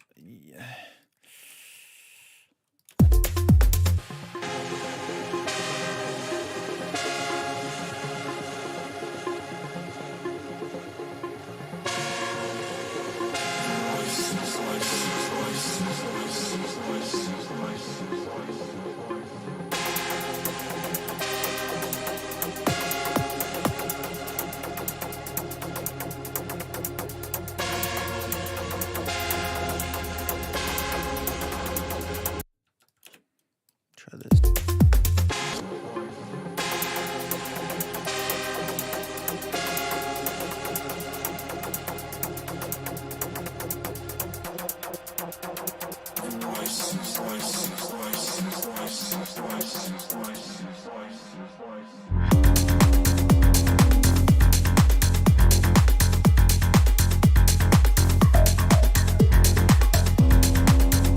Yeah, okay, so I think these are my final thoughts on this one. I think the kick sounds way better with a bit more transient on top of it. It just gives the track a bit more edge, a bit more power, and a bit more excitement, I think, in my opinion.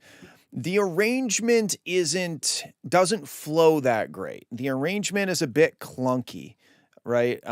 Like if we go back to the way it was. So we have a we kind of have like a DJ intro, which is fine. We have a very simplified, like this could have a lot more effects and stuff and atmosphere going on so that it's not just utilitarian in its like in its arrangement. Because right now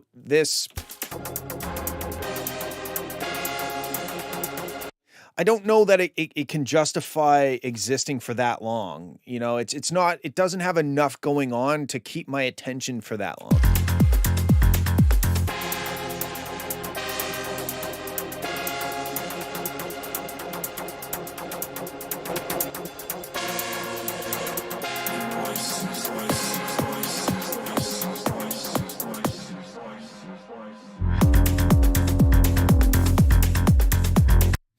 And then I think it could use, I almost wonder when this drops, what if you got rid of your top drums? At least for like the first measure or something. Because it just kind of, to me, when it drops, it was just like, okay, this sounds cool, but I wasn't like losing my mind, right? And I think the groove takes away from its impact. I think maybe if you just dropped with for a little bit and then bring the shaker in as a pickup.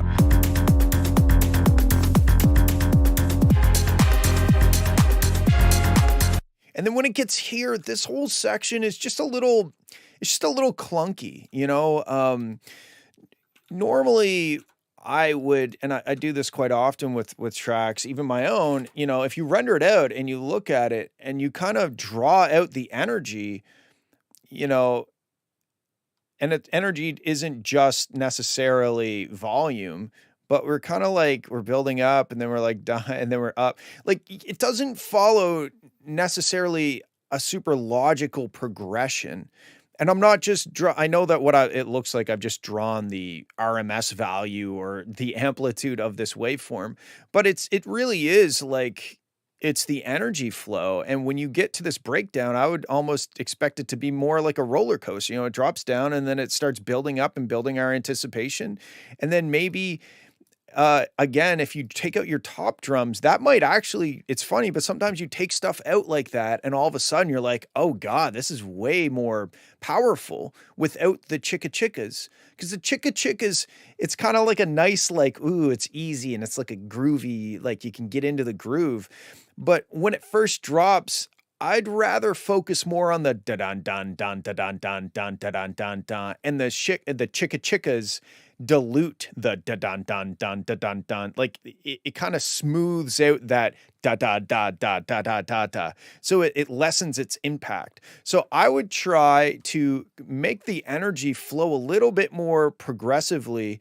And the overall length of this breakdown isn't necessarily an issue, but the execution of it to me felt like I wasn't sure if we were moving back towards a drop without like imagining I was just listening to it, not looking at the waveform.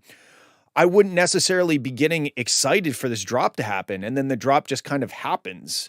So you're kind of not capitalizing on my emotions as well as you could be if you built my anticipation up. You're like, yeah, I'm gonna fucking do it. And I'm like, no, no, no, no. And you're like, yeah, yeah, yeah, yeah. And then you drop. That's going to be much better than just having this it fades away. And then the drop is just like, oh, by the way, here's the drop. You know, it kind of happens a little, it feels unimportant almost in that sense. So if you could have this section just flow a little bit better and build more, use effects, there's tropes and maybe you don't want to go down the typical snare roll, path or whatever, but they're there for a reason, right? And this is it's sick. This is like,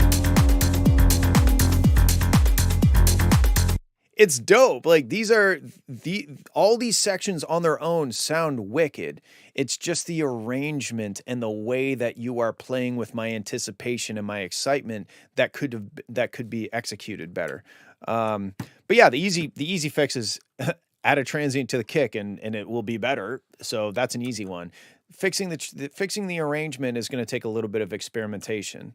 But I do think that if you don't want to copy people, but throwing in tracks that you really love that are in this style and just picking them apart, because I think it might have been Savant that said something along the lines of, if you want to learn how to make music, like it's right there in front of you. And maybe I'm misquoting him and maybe it wasn't even him to begin with, but, it's my interpretation of whoever said whatever they said was, if you want to know how to make this music, listen to it and look at it and reverse engineer.